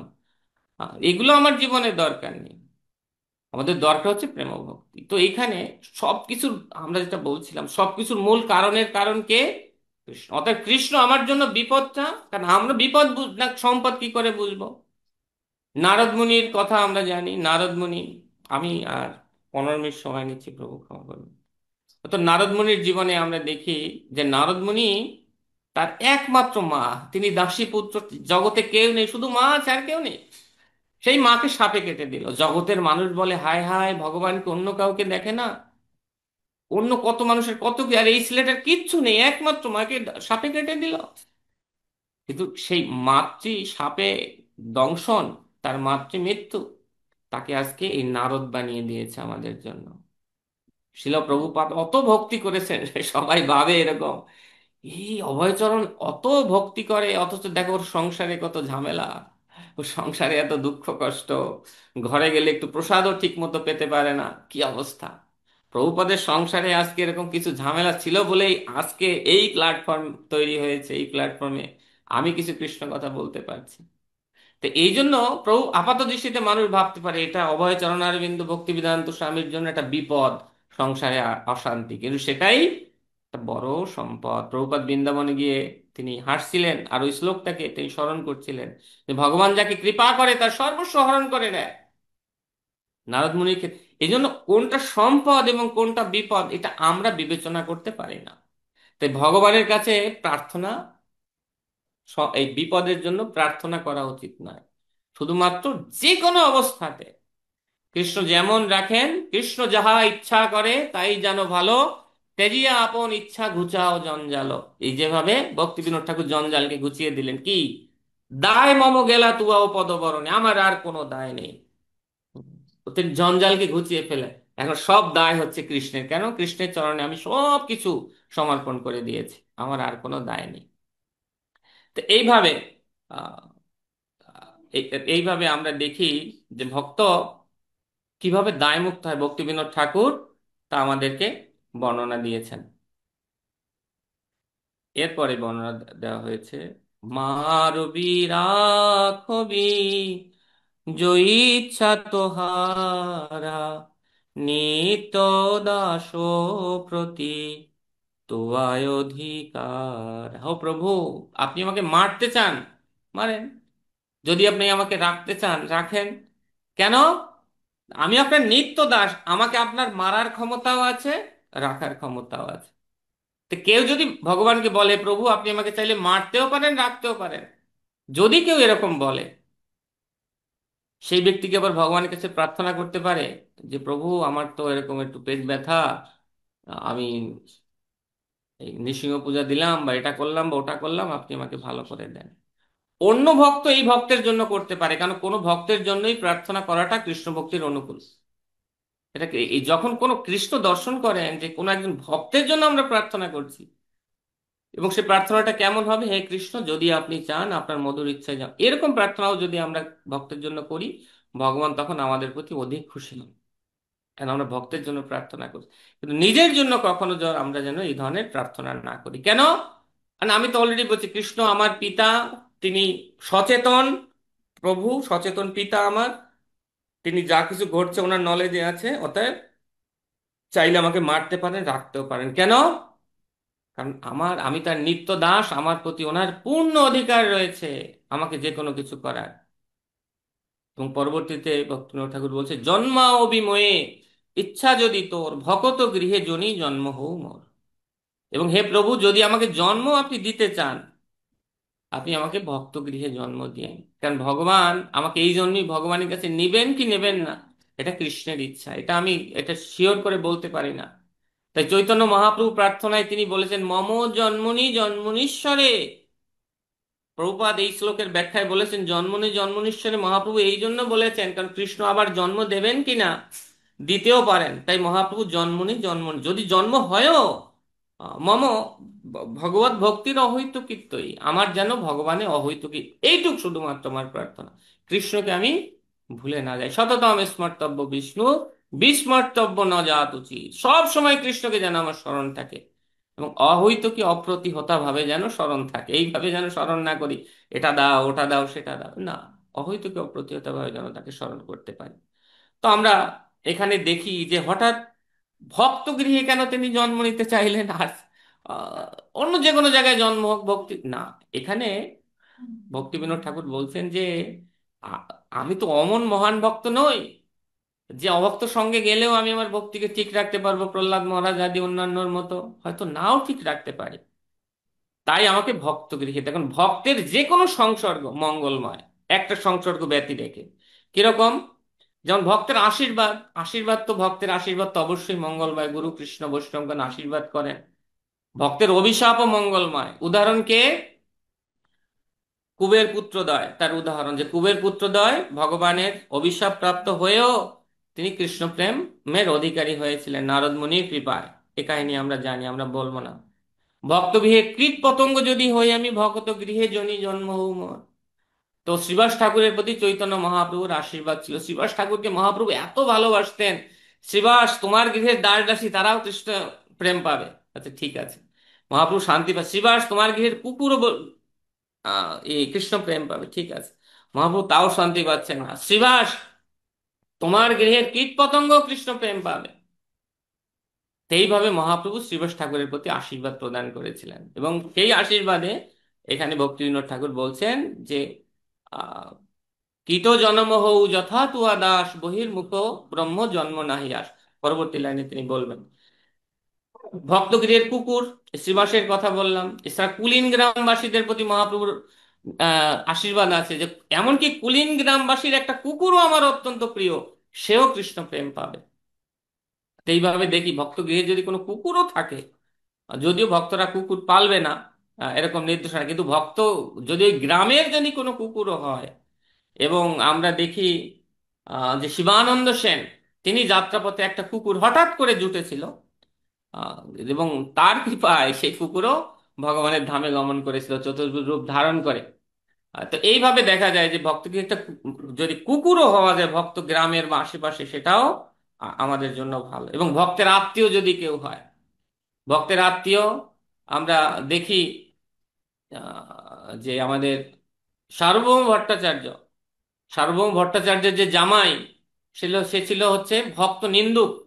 সার্বভৌম ভট্টাচার্যের জামাই, সাটির হাজবেন্ড, কিন্তু এবং চৈতন্য মহাপ্রভুর নিন্দাকারী, অমোঘ। কিন্তু অমোঘর কৃষ্ণের কৃপা পাওয়ার কথা না, সে নিন্দুক, কিন্তু চৈতন্য মহাপ্রভু তার বুকে হাত দিয়ে তাকে কৃষ্ণ প্রেম দান করেছিলেন। তো আমি শচীপুত্র, আমাকে তো এইভাবে দান করছেন না কেন? না, অমোঘ ছিল হচ্ছে সার্বভৌম ভট্টাচার্যের জামাই, সেই কারণে মহাপ্রভু যেচে গিয়ে তাকে প্রেম দান করেছে। তো এইভাবে আমরা দেখি যে যে কোনো ভাবে ভক্তের সঙ্গে যদি কেউ সংযুক্ত হতে পারে, যেন তেন প্রকারেণ, সে সর্বদাই ভক্তি আশীর্বাদ সে প্রাপ্ত হবে। এই জন্য বলা হয়েছে জন্মাও বিময়ে ইচ্ছা যদি তোর, ভগত গৃহে জনি জন্ম হৌ মোর। কীট জন্ম হৌ যথা তুয়া দাস, বহির্মুখ ব্রহ্ম জন্ম নাহি আস। কিন্তু একটা ক্ষেত্রে আমরা ভক্তের সংসর্গে যাব না, সেটা হচ্ছে ভক্তের সাথে শত্রুতা বা অপরাধ করতে যাব না। এটা যদি কেউ করে, কৃষ্ণ জন্ম জন্মান্তর ধরে তাকে মহারৌরবে তাকে পতন করিয়ে তাকে কষ্ট দিবেন, এটাও শাস্ত্রে বর্ণনা দেওয়া। তো শত্রুতা ব্যতীত অন্য যে কোনো প্রকারে বৈষ্ণবের সঙ্গে যদি আমরা যুক্ত হতে পারি, সংসর্গে যেতে পারি, আমরা বৈষ্ণবের করুণা পেতে পারি। তাই ভক্তিবিনোদ ঠাকুর এই প্রার্থনা করছেন। তো কীট জন্মহৌ যথা তুয়া দাস, বহির্মুখ ব্রহ্ম জন্ম নাহি আস। আমরা দেখি যে ব্রহ্মাজির সঙ্গে কৃষ্ণের একটা অফিসিয়াল একটা কন্ট্যাক্ট সবসময়ের জন্য হয়ে থাকে, কিন্তু ব্রহ্ম জন্মটা কিন্তু এক ধরনের অভিশাপ। কেন অভিশাপ? যে ব্রহ্মার কত আয়ু, ব্রহ্মার একদিনে কত সহস্রবার আমাদের এই সত্যতেতা দাপরগুলি, সত্যতেতা দাপরগুলি এগুলো চলতে থাকে। ব্রহ্মার চোখের সামনে দিয়ে কত লোক ভজন করে ভগবানের কাছে পৌঁছে যাচ্ছে, কিন্তু ব্রহ্মা কিন্তু যেতে পারছে না, কারণ 100 বছরের একটা কন্ট্যাক্ট নিয়ে তিনি এখানে এসেছেন। তিনি কিন্তু যেতে পারছেন না, পারবেনও না। এই জন্য, এবং ভগবদ গীতার মতো আব্রহ্ম ভুবনলোক পুনরাবর্তিন অর্জুন, ব্রহ্মলোক পর্যন্ত, অর্থাৎ ব্রহ্মাও তো জীব, যে ইন্দ্র কীট থেকে শুরু করে ব্রহ্ম পর্যন্ত সবাই এই জড়জগতের জীব। প্রত্যেককে যদি কৃষ্ণ ভক্তি যাজন করে ভগবত ধামে না যায়, তাকে পুনরাবর্তিন, পুনরায় এই জগতে আসতে হবে, যেতে হবে, আসতে হবে, যেতে হবে। এটাই ব্রহ্মা জন্মটাকে খুব একটা মহান, আমাদের দৃষ্টিতে মহান, ভগবত ভক্তির বিচারে তার চোখের সামনে দিয়ে অনেকে ভক্ত হয়ে গেলেও তিনি কিন্তু এরকম ভাবে যেতে পারছেন না। এই জন্য এখানে বলছে ব্রহ্মা জন্মটাও বহির্মুখ জন্ম। কারণ ব্রহ্মা যখন ভগবানের ধামকে দর্শন করেন, আমরা ব্রহ্মসংহিতাতে দেখি তার মধ্যে ব্রহ্মার সৃষ্টি বাসনা ছিল, যার কারণে তিনি সেই ভগবত ধামে গমন না করে তিনি সৃষ্টিকর্তা হিসেবে থেকে তিনি এখানে সৃষ্টিকার্য তিনি সম্পাদন করছেন, গৌণ সৃষ্টিকর্তা হিসেবে তিনি সৃষ্টিকার্য সম্পাদন করছেন। তো এইভাবে আমরা দেখি যে ব্রহ্মা জন্মটাও যেন বহির্মুখ জন্ম। তাই ভক্ত সবসময় চান এই এই জগৎ থেকে কৃষ্ণ যদি চান তার মধুর ইচ্ছে ভগবানের কাছে ফিরে যেতে। এই জন্য সবসময় যাতে করে আমার এই ভক্তির স্থিরতা থাকে, ভক্তি স্থিতিটা যেন মানসিকভাবে ঠিক থাকে। আমরা পূর্বে যেমন বলেছিলাম মানস, এই ভক্তির স্থিরতা ঠিক রাখার জন্য তিনি ভগবানের কাছে প্রার্থনা করছেন যে আমার সঙ্গটা যেন প্রভু সবসময় ভক্ত সঙ্গ থাকে। তাই তিনি ভক্ত সঙ্গটাকে ঠিক রাখার জন্য বলছেন ভকত গৃহে জনি জন্ম হও মোর। হে প্রভু, যদি জন্ম দিতে হয় ভক্ত গৃহের একটা জনিতে তুমি দয়া করে আমাকে জন্ম দিও, কারণ আমি কোনো অবস্থাতে এই সঙ্গ হারা হতে চাই না। কারণ বৈষ্ণব সঙ্গ আমাকে কৃষ্ণ প্রদান করতে পারে, অন্য কোনো যে কোনো ধরনের সঙ্গ কৃষ্ণ প্রদান করতে পারে বৈষ্ণবে। তো সেই সঙ্গ হারা যেন আমি না হই। এমনকি আমি এই ব্রহ্মলোকে গিয়ে ব্রহ্মাও হতে চাই না, ওটাও আমি হতে চাই না, কারণ ওটা হতে গেলে আমি আটকে যাব জড় জগতের মধ্যে। ব্রহ্মা পদ নিয়ে আমি অনেক গর্বান্বিত হয়ে যাব। এই গর্বান্বিত হওয়ার দরুন ব্রহ্মা ব্রহ্ম ব্রহ্ম বিমোহিত হয়ে গিয়েছিলেন। আমি হয়তো সেটাও হতে পারি। ওর থেকে কুকুর বিড়াল কীট পতঙ্গ রূপে অন্তত একটা ভক্ত গৃহে থেকে তার সংস্পর্শে কৃষ্ণকে লাভ করে আমরা যেন ভগবানের কাছে চলে যেতে পারি। এরপরে বর্ণনা দিচ্ছেন ভক্তি মুক্তি স্পৃহা বিহীন যে ভক্ত লভ ইতে তাক সঙ্গ অনুরাক্ত। এখানে একটা খুব কঠিন ব্যাপার, আমরা অনেক সময় একটু ভুল হয়ে যায়, বিশেষ করে আমার ক্ষেত্রে দেখি আমার এই ভুলটা হয়। আমাদের উপদেশামৃতে বর্ণনা দেওয়া রয়েছে, শ্রীমদ্ ভাগবতমে বর্ণনা দেওয়া হয়েছে, প্রভুপাদ বিভিন্ন জায়গায় বর্ণনা দিয়েছেন আমাদের সব সময় শুদ্ধ ভক্তের সঙ্গ করা উচিত। কিন্তু এই জিনিসটাকে আমরা ভক্ত সঙ্গ মানিয়ে নিই। অবশ্যই ভক্ত সঙ্গে আমাদের আচার আচরণগুলো ঠিক থাকে, কিন্তু এখানে সেই সঙ্গকে মিন করা হচ্ছে না। সঙ্গ হচ্ছে সেটা যেখান থেকে আমরা কিছু গ্রহণ করতে পারি। ভক্তি বিনোদ ঠাকুরও তার গীতির মধ্যে বলেছেন যিনি কনিষ্ঠ অধিকারী ভক্ত, যে ভগবানকে প্রাধান্য দেয়, ভক্তকে প্রাধান্য কম দেয়, তাকে আমরা মনে মনে শ্রদ্ধা করব। তার অত বেশি কাছে গিয়ে হরে কৃষ্ণ ধন্যবাদ এগুলো যেন আমরা না বলি, দেখলে হরে কৃষ্ণ প্রভু। আর যে মধ্যম অধিকারী ভক্ত ইতিমধ্যে আহ সে ভক্তিকে সিরিয়াস রূপে নিয়েছে, ভক্তিকে সিরিয়াস রূপে নিয়ে ভগবত ভক্তি যাজন করার চেষ্টা করছে, কিন্তু কোনো সিদ্ধান্ত প্রদানে তিনি এখনো সুচারু নয়, পটু নয়, সেই ধরনের ভক্তের কাছে গিয়ে দণ্ডবত প্রণাম নিবেদন করতে, প্রভু কেমন আছেন এই সে বলতে হবে, তার সঙ্গে বন্ধুত্ব স্থাপন করতে হবে, কিন্তু তার কাছ থেকে কোনো গ্রহণ করা যাবে না, কারণ তিনিও সিদ্ধান্ত দিয়ে অনেক সময় তার যে স্তর সেই স্তর থেকে তিনি কথা বলতে পারেন। অতএব সেখানেও কিন্তু ভুল হতে পারে। এই জন্য বলা হয়েছে যে অবশ্যই আমাদের সঙ্গটা করা উচিত হচ্ছে আহ, স্বজাতীয় স্নিগ্ধ এবং যিনি কিনা হচ্ছে ভজনাবিজ্ঞ। আমাদের উপদেশামৃতে বলা হয়েছে যে অন্য নিন্দা আদি শূন্য এবং ভজনাবিজ্ঞ, এই ধরনের ভক্তের আমাদের সঙ্গ করা উচিত। প্রভুপাদ যেটা বলছে শুদ্ধ ভক্ত। ভক্তি বিনোদ ঠাকুর বলছেন ভক্ত দেখেই সঙ্গ করো না, ভক্তি বাঞ্ছা বিহীন যে ভক্ত, মুক্তি বাঞ্ছা বিহীন যে ভক্ত, এই ধরনের ভক্তের সঙ্গ করো। ভক্তি মুক্তি স্পৃহা বিহীন যে ভক্ত লভ হইতে তাক সঙ্গ অনুরক্ত।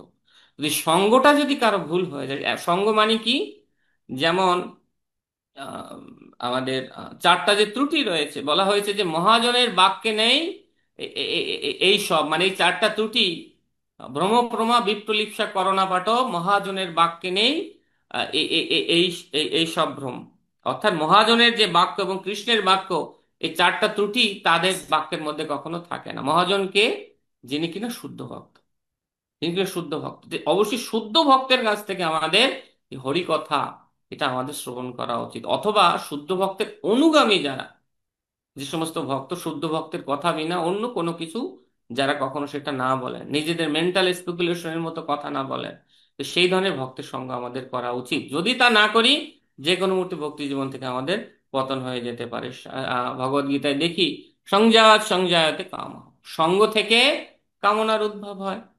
অতএব আমার সঙ্গটা যদি খারাপ হয় নিঃসন্দেহে আমার কিন্তু পতন হয়ে যেতে পারে। তাই এখানে ভক্তিবিনোদ ঠাকুর বলছেন যে আমার ভক্ত সঙ্গ করব ঠিক আছে, কিন্তু ভক্তি বাঞ্ছা ভক্তি মুক্তি স্পৃহা বিহীন যে ভক্ত লভ হইতে তাক সঙ্গ অনুরক্ত। ভক্ত দেখেই ভক্ত সঙ্গ নয়, সবাইকে দেখে হরে কৃষ্ণ বাঞ্ছা কল্প প্রণাম। সঙ্গ করার ক্ষেত্রে অবশ্যই সেই সব বাছাই করা ভক্ত। তো আমি কি করে চিনবো বৈষ্ণব, আমি কি বৈষ্ণবকে চিনবো? এই ক্ষেত্রে ভক্তি বিনোদ ঠাকুর বলছেন, শ্রীল প্রভুপাদ বলেছেন, বিশেষভাবে গৌর গোবিন্দ স্বামী মহারাজ এই বিষয়ে, এই সঙ্গের ব্যাপারে ওনার অনেক ভাস্ট লেকচার আছে। উনি স্পষ্ট বলেছেন, শুদ্ধ ভক্ত সঙ্গ সেই পাবে যে কৃষ্ণের কাছে সেই শুদ্ধ ভক্ত সঙ্গ পাওয়ার জন্য কান্না করবে। মানুষ শুদ্ধ বৈষ্ণব সঙ্গ তখনই পায় যখন সে কৃষ্ণের কাছে সেই সঙ্গ পাওয়ার জন্য কান্না করে। কেউ যখন কৃষ্ণের কাছে শুদ্ধ ভক্তের জন্য কান্না করে, কৃষ্ণ শুদ্ধ ভক্তকে দেখার দৃষ্টি তাকে প্রদান করেন। তাহলে শুদ্ধ ভক্ত তার সামনে হেঁটে গেলেও মনে হবে ভণ্ড, এই কথাবার্তা ঠিক নেই। অর্থাৎ আমরা বৈষ্ণব দেখতে পারি না, কিন্তু হ্যাঁ, কৃষ্ণের কৃপায় আমরা বৈষ্ণব চুজ করতে পারি। তাই কারো হৃদয়ে যদি ভণ্ডামি করার বাসনা না থাকে, ফাঁকি দেওয়ার বাসনা না থাকে, যদি সে কৃষ্ণের কাছে প্রার্থনা করে, অবশ্যই সে শুদ্ধ ভক্তকে তার চোখের দ্বারা দর্শন করতে পারবে এবং তার মুখ থেকে সে শ্রবণ করতে পারবে। কিন্তু কারো হৃদয়ে যদি ছলনা থাকে, সে যদি ভগবানের কাছে প্রার্থনা না করে, তাহলে সে শুদ্ধ ভক্তকে দর্শন করতে পারে না। কৃষ্ণের করুণাতে আমরা শুদ্ধ ভক্তকে পাই এবং শুদ্ধ ভক্তের করুণাতে আমরা কৃষ্ণকে লাভ করি। এই জন্য বলা হয়েছে যে ভক্ত সেই ভক্তের মুখ থেকে আমরা শ্রবণ করব যে ভুক্তি মুক্তি বাসনা শূন্য, যার মধ্যে ভোগ বাসনা নেই এবং যার মধ্যে মুক্তি বাসনাও নেই। ভক্ত হলেও আমরা দেখি যে কখনো কখনো আমার মধ্যে আমি অনুভব করি যে কত ধরনের ভোগ বাসনা আমার হৃদয়ের মধ্যে কাজ করে। অনেকে দেখলে কত রকমের প্রণাম আদি করছে, বাঞ্ছা দিচ্ছে, কিন্তু আমি তো জানি যে কত কি বড় ধরনের একজন ভোগী ব্যক্তি আমি। সেক্ষেত্রে এরকম ব্যক্তির শ্রীমুখ থেকে বা মুখ থেকে যে যা কিছুই বলি না কেন, যদি আমরা কথা শ্রবণ করি, কখনো কখনো এটা আমাদের পতনের কারণ হয়ে যেতে পারে। তো এরপরে ভক্তি বিনোদ ঠাকুর এইখানে ওনার শরণাগতি বেশিরভাগ বিষয় সমাপন করে তিনি এরপরে কৃষ্ণের সাথে তার সম্বন্ধের কথা বলছেন, যে প্রভু, জড়জগতি কার সাথে আমি সম্বন্ধ স্থাপন করবো? অতি প্রিয় সম্বন্ধ, যে আমাদের কাছে আমার স্ত্রী, কখনো কোনো আমার বাবা মা, কখনো কোনো আমার সন্তান অত্যন্ত প্রিয় হয়। কিন্তু ভক্তিবিনোদ ঠাকুর বলছেন, জনক জননী দ্বৈত তনয়, প্রভু গুরু পতি তুহু সর্বময়। হে প্রভু, আপনি আমার পিতা, আপনি আমার মাতা, আপনি হচ্ছেন আমার প্রিয়া বা প্রিয়, আপনি হচ্ছেন আমার পুত্র, আপনি হচ্ছেন আমার কন্যা, আপনি হচ্ছেন আমার প্রভু, আপনি আমার গুরু, আপনি আমার পতি, আপনি হচ্ছেন সব কিছু আমার কাছে, আপনি তুহু সর্বময়। এরপরে বলছেন, ভকতি বিনোদ কহে শুনো কান, রাধানাথ তুমু তুহু আমারও পরাণ। হে ভক্তি বিনোদ ঠাকুর বলছেন যে হে কানু, কানু বলতে হে কৃষ্ণ তুমি শোনো, রাধানাথ তুহু আমারও পরাণ। অথবা আরো একটা অর্থ হয় যে ভক্তি বিনোদ ঠাকুর বলছেন যে হে কান, কানকে বোঝাচ্ছে, কারণ এত সমস্ত কথা তো কানকেই বললেন না। তো বলছেন হে ভক্তি বিনোদ কহে শুনো কান, রাধানাথ তুহু আমারও পরাণ, রাধানাথ তুহু আমারও পরাণ, রাধানাথ তুহু আমারও পরাণ। ক্ষমা করবেন প্রভু, আমি শেষের দিকে একটু ফাস্ট গিয়েছি, আসলে আমার সময়ের একটা ব্যাপার, 9টা 19 বাজেছে এবং দেরি করার জন্য আমি খুবই দুঃখিত প্রভু। হরে কৃষ্ণ, আমি এখানে শেষ করছি। জয় শিল প্রভুপাদ কি জয়, উপস্থিত ভক্তবৃন্দ কি জয়, হরে কৃষ্ণ।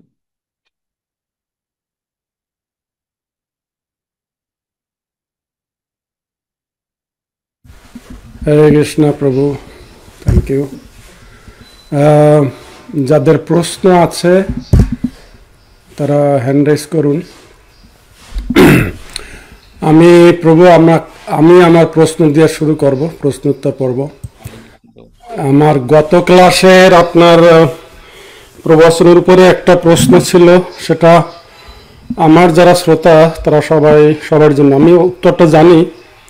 আপনি বলেছিলেন নৈমিত্তিক ধর্মের কথা, তো ভক্তিবিনোদ ঠাকুর এটা জৈব ধর্মে বলেছেন, নৈমিত্তিক ধর্ম এবং নিত্য ধর্ম। এটা একটু আপনি এলাবোরেট করবেন সংক্ষেপে। আর দ্বিতীয় প্রশ্ন হলো, আপনি আজকের মনটা ভগবানকে দেওয়ার কথা বলেছেন, সেখানে আমার একটা প্রশ্ন আর কি, আমি এটা স্ট্রাগল করি।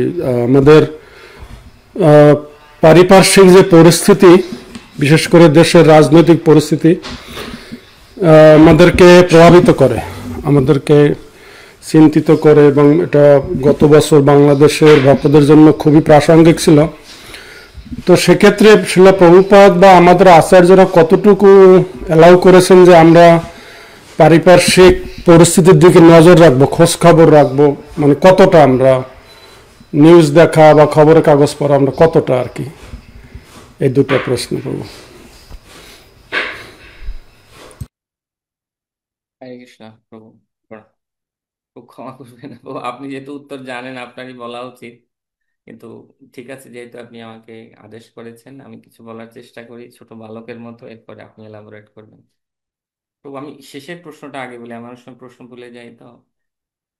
প্রভু আমি আমার এই ক্ষুদ্র ইয়ার দ্বারা যতটুকু অনুভব করি, ভগবত ভক্তের জন্য যদি কারো হৃদয় কাঁদে, ভগবান তার প্রতি বিশেষ করুণা করেন। তো আসলে এই রাজনৈতিক পরিস্থিতি বা অন্যান্য কিছুর দ্বারা কোনো কোনো জায়গা আমি দেখি, আমি দূর থেকে দেখি, গুরু মহারাজের তো অত কাছে যাওয়ার সৌভাগ্য হয় না। তো দেখা যায় যে গুরু মহারাজ কখনো কখনো উদ্বিগ্নতা প্রকাশ করেন, সেই সমস্ত ভক্তের জন্য ভগবানের কাছে প্রার্থনা নিবেদন করেন। তো ভক্তের জন্য যদি কেউ উদ্বিগ্ন হয়, আহ, সেটা যেমন রামচন্দ্রের সেবা করার জন্য হনুমানের একটা উদ্বিগ্নতা ছিল, ভগবানকে সেবা করবেন, বা রামচন্দ্রের আবার হনুমানের সুরক্ষার জন্য একটা উদ্বিগ্নতা ছিল, তার ভাই লক্ষ্মণকে সুস্থ করার জন্য একটা উদ্বিগ্নতা ছিল। তো ভগবান এবং ভক্তের জন্য যদি কারো উদ্বিগ্নতা থাকে, সেটা অবশ্যই মঙ্গলময়। কিন্তু আবার একইভাবে দেখি যে শিল প্রভুপাদকে ভক্তি সিদ্ধান্ত সরস্বতী ঠাকুর তিনি বলেছিলেন যে রাজনৈতিক পরিস্থিতি বা অন্যান্য কিছু এটা কৃষ্ণের ইচ্ছায় গমনাগমন করে। কেউ যখন এটা মেন্টালি কেউ এনজয় করে, এনজয়টা অনেক সময় দুঃখকে কিন্তু মানুষ এনজয় করে, অনেক কান্নাকাটি করে, মানে এটা এক ধরনের দুঃখকে এনজয় করার মতো। এরকম যদি কারো কোনো মনোভাব থাকে, সেক্ষেত্রে এটা হচ্ছে আমাদের জন্য হচ্ছে ক্ষতিকারক, কারণ কৃষ্ণের ইচ্ছা ছাড়া কোনো কিছু ঘটে না। দেখা যায় যে বাংলাদেশের একটা করুণ পরিস্থিতি নিয়ে আমি, যেটা সে ভক্তের সঙ্গে সম্পর্কিত নয়, কিন্তু আমি ব্যাপারটা নিয়ে খুব উদ্বেগ, আমি সারা রাত ঘুমাতে পারলাম না। আমি যদি সারা রাত না ঘুমাই, তার দ্বারা কি তৎক্ষণাৎ বাংলাদেশের পরিস্থিতি চেঞ্জ হবে? হবে না। কৃষ্ণের ইচ্ছায় যেটা ঘটার সেইটাই ঘটবে। অর্থাৎ আমার ভক্তদের সুরক্ষার জন্য, গুরুবর্গকে সুরক্ষার জন্য, আমার সোসাইটিকে সুরক্ষার জন্য ঠিক যতটুকু প্রয়োজন, ঠিক ততটুকু আহ, আমাদের অবশ্যই খোঁজ খবর নেওয়া উচিত।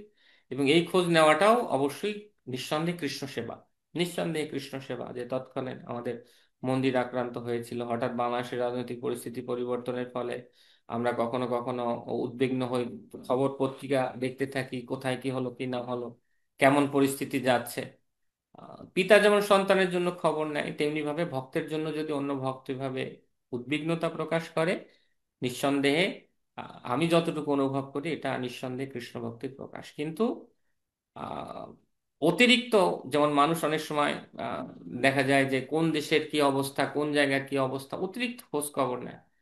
যে বিষয়টা আমার মনকে, কারণ আমি তো চাই সবাই মনে হোক কৃষ্ণ পদারবিন্দ, কে কি বললো, কে কি জানলো, অনেকে জানলো আমি ভালো ভক্তি করি, সজীবও ভালো ভক্তি করে, কিন্তু মানসিক ভাবে আমি খুব ডিস্টার্ব, এবং মানসিক ভাবে ডিস্টার্ব আমি আমাকে করছি, বিভিন্ন জায়গার অতিরিক্ত খবর নিচ্ছি, তাই নিয়ে আমার মাথা খারাপ করছি, বিভিন্ন ধরনের রিল দেখছি, তা নিয়ে আমার মাথা খারাপ করছি, বিভিন্ন ধরনের উল্টাপাল্টা নিউজ দেখছি, ফেক নিউজ দেখছি, তা নিয়ে আমার মাথা খারাপ করছি। তা আমার মনকে তো আমি ডিস্টার্ব করে রাখছি। তো এই, মানে শুধু শুধু যে ডিস্টার্ব গুলো, সেই ডিস্টার্ব গুলো আমাদের মানে যতটা কম আনা যায়, মানে শুধু শুধু ডিস্টার্বের বিষয়গুলো তো আমরা একেবারেই বাদ দিয়ে দেব। ভক্তদের জন্য একদম যতটুকু তাদের সুরক্ষার জন্য বা সেভ করার জন্য যতটুকু দরকার কৃষ্ণ সেবা হিসাবে, ততটুকু আমরা এটা গ্রহণ করতে পারি। কিন্তু আহ সিদ্ধান্ত একটাই দেওয়া হয়েছে, সততম স্মর্তব্য বিষ্ণু, বিস্মর্তব্য না যাত উচিত। এর পরের লাইনটা আমার মনে নেই। আর সমস্ত বিধিনিষেধ এই দুইটা সিদ্ধান্তকে কেন্দ্র করে আবর্তিত হয়। অতএব আমাকে কৃষ্ণ স্মরণ রাখতে হবে, কেউ কৃষ্ণ স্মরণে ব্যাঘাত করে এরকম কোনো নিউজ আমার শ্রবণ করা যাবে না। আমরা পূর্বেই বলেছি যে ভক্তকে সুরক্ষা প্রদান করাটাও কৃষ্ণ স্মরণেরই অংশ। তো সেই স্মরণ করতে গিয়ে যতটুকু, ততটুকু স্মরণ ব্যতি রেখে বাকিটা আমরা গ্রহণ করবো না। প্রভু আমি প্রথম দ্বিতীয় প্রশ্নের এতটুকু উত্তর জানি। আর প্রথম যে প্রশ্নটা প্রভু আপনি আহ উত্থাপন করেছিলেন, যেটার উত্তর আপনি জানেন এবং অবশ্যই বলবেন, যে জৈব ধর্ম গ্রন্থে শিল ভক্তিবিনোদ ঠাকুর আমাদের এই নিত্য ধর্ম এবং নৈমিত্তিক ধর্ম বর্ণনা দিয়েছেন। নিত্য ধর্ম হচ্ছে যে জীবের স্বরূপ হয় কৃষ্ণের নিত্য দাস, এবং মাময়ী বংশ জীবলোক্য জীবভূত সনাতন, ভগবান ভগবদ গীতায় বলেছেন যে জীব হচ্ছে আমার নিত্য সনাতন অংশ, জীব আমার নিত্য সনাতন অংশ। তো এই যে আমার নিত্য প্রভুর সঙ্গে আমার একটা নিত্য সম্বন্ধ, সেই নিত্য সম্বন্ধটি কি? কৃষ্ণের অংশ হিসাবে আমি কৃষ্ণের নিত্য দাস, এবং আমার স্বরূপগত অবস্থান হচ্ছে আমি সবসময় কৃষ্ণের সেবায় যুক্ত থাকব, এবং সেইটাই হচ্ছে আমার মূল স্বরূপ। এছাড়া আমার অন্য যে কোনো অবস্থাটা, এটা আমার স্বরূপগত অবস্থান না। তো এই নিত্য সম্পর্কে অনুভব করা এবং নিত্য সম্বন্ধে যুক্ত থাকাটা হচ্ছে আমার স্বরূপ ধর্ম। সেই স্বরূপ ধর্মে বিভিন্ন যুগে বিভিন্নভাবে যুক্ত হওয়ার পন্থা রয়েছে। কলিযুগে স্বরূপ ধর্মে যুক্ত হওয়ার পন্থা হচ্ছে হরে কৃষ্ণ মহামন্ত্র জপ করা, কীর্তন করা। আর নৈমিত্তিক ধর্ম হচ্ছে যখন যেখানে আমি জন্মগ্রহণ করি, যখন যে দেশে, যে কুলে, যে জনিতে জন্মগ্রহণ করি, সেইখানে জন্মগ্রহণ করার দরুন যে জনিতে আমার জন্ম হয় তিনি আমার মা, যিনি আমাকে ঔরস প্রদান করেন তিনি হচ্ছেন আমার বাবা, এবং সেই বাবা মাকে কেন্দ্র করে তার আত্মীয় স্বজনরা হচ্ছেন আমার আত্মীয় স্বজন। এবং এইটাকে নৈমিত্তিক ধর্ম এই জন্য বলা হয় যে প্রত্যেক জায়গায় জন্মগ্রহণ করে এবং নূতন করে বাবা মা, নূতন করে আত্মীয় স্বজন, সেখানে একটা তাদের প্রতি কর্তব্যরূপ ধর্ম তৈরি হয়। আবার অন্য একটা জনিতে জন্মগ্রহণ করলে সেখানে তাদের প্রতি একটা কর্তব্যরূপ ধর্ম তৈরি হয়। তো যেহেতু এই ধর্মটা প্রত্যেক জন্মে জন্মে পরিবর্তন হচ্ছে, প্রত্যেক জন্মে জন্মে বাবা মা পরিবর্তন হচ্ছে, আত্মীয় স্বজন পরিবর্তন হচ্ছে, আমার বিভিন্ন জনি পরিবর্তন হচ্ছে, কখনো কুকুর, কখনো বিড়াল, কখনো মনুষ্য, অতএব আমার এই ধর্মটাও পরিবর্তন হচ্ছে। তাই যেহেতু এটা পরিবর্তনশীল ধর্ম, এটাকে বলা হয় নৈমিত্তিক ধর্ম। এবং যেহেতু ভগবানের সঙ্গে নিত্য সম্বন্ধে আমি কৃষ্ণ নিত্য দাস, এই সম্বন্ধটা যেহেতু নিত্য, আমি যে জনিতেই যাই না কেন আমার এই সম্বন্ধটা সবসময় চলতে থাকবে, তাই এই সম্বন্ধটাকে বলা হয় হচ্ছে নিত্য ধর্ম। এবং এই সম্বন্ধ এত দৃঢ়, আমার পিতা আমার সঙ্গে যাবেন, আমার মাতা আমার সঙ্গে যাবে না, কিন্তু এই নিত্য সম্পর্কের যে প্রভু, প্রত্যেকটা জনিতে আমরা জানি যে এক জীবাত্মা থাকে, পরমাত্মা থাকে। এই যত নিকৃষ্ট জনই হোক না কেন, আমার সেই প্রিয় প্রভু পরম বন্ধু রূপে সবসময় আমার সঙ্গে তিনি থাকবেন, পরমাত্মা রূপে। এবং এই নিত্য সম্বন্ধটা এত যুক্ত, আমি তাকে পছন্দ করি বা না করি, আমি তাকে ভালোবাসি না বাসি, প্রত্যেকটা জনিতে তিনি আমার সঙ্গে সঙ্গে ঘুরছেন, ঠিক স্নেহশীল পিতার মতো, স্নেহশীল মাতার মতো। হরে কৃষ্ণ প্রভু। প্রভু আপনি অনুমতি দিলে আমি শ্লোকটা স্ক্রিন শেয়ারিং করব, তাহলে আমাদের শ্রোতাদের হ্যাঁ জন্য আর কি সুবিধা হবে। দ্বিতীয় লাইনটা আপনি খুঁজছিলেন, হ্যাঁ। আমি একটু বড় করতে পারি কিনা, সরি। সতত স্মর্তব্য সততং বিষ্ণু বিস্মর্তব্য ন জাত উচিত সর্বে বিধি নিষেধা সু এতয়ের ইব কিঙ্কর। অর্থাৎ ভগবান বিষ্ণু বা শ্রীকৃষ্ণ স্মরণ সতত করা কর্তব্য এবং তার কখনো বিস্মৃতি হওয়া অনুচিত। শাস্ত্রে উল্লেখিত সমস্ত বিধি বিধানগুলি, সমস্ত অনুশাসনগুলি এই দুটি নীতির দাস রূপে বিবেচিত হবে। থ্যাংক ইউ প্রভু। নেক্সট আমরা যাব হিউস্টনে, কান্তা মাতাজি আনমিউট করে নেন। হরে কৃষ্ণ প্রভুজি, আপনার চরণে আমার প্রণতি জ্ঞাপন করছি প্রভুজি। অতি মধুর আপনার ক্লাস। আহ প্রভুজি, আমি গত ক্লাসের রেফারেন্স নিয়ে বলছি যে গত ইয়েতে আপনি বলেছেন যে স্মরণ সবচেয়ে ইম্পর্টেন্ট। আমরা জপ করছি, আমরা বলে থাকি যে জপের মাধ্যমে ভগবানের সাথে কানেক্টেড হওয়া যায়, কিন্তু জব করতে গিয়ে যদি আমাদের ভগবানের প্রতি মন না থেকে অন্য জায়গায় থাকে, তো এভাবে তো আমরা কানেক্ট হতে পারি না, না? এবং স্মরণ যে আমাদের প্রার্থনাটা থাকা উচিত, আমরা যেন ভগবানের মৃত্যুর সময় যেন স্মরণ করতে পারি। তো প্রভু, এই যে স্মরণ জিনিসটা, এটা প্রভু হয় না। তো আপনি একজন মহান ভক্ত, আমি শুনেছি আপনার আপনার কথা, বিশেষ করে মালিনী মাতাজির কাছ থেকে। প্রভু যে আপনার চরণে আমার মিনতি, আপনি আমাকে এই উপকারটা করুন যে আপনি কিভাবে এটা আপনার জীবনে অ্যাপ্লাই করেন।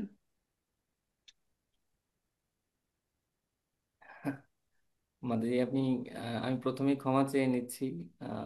জাস্ট ভক্তদের নির্দেশ ক্রমে আমি এখানে এসেছি।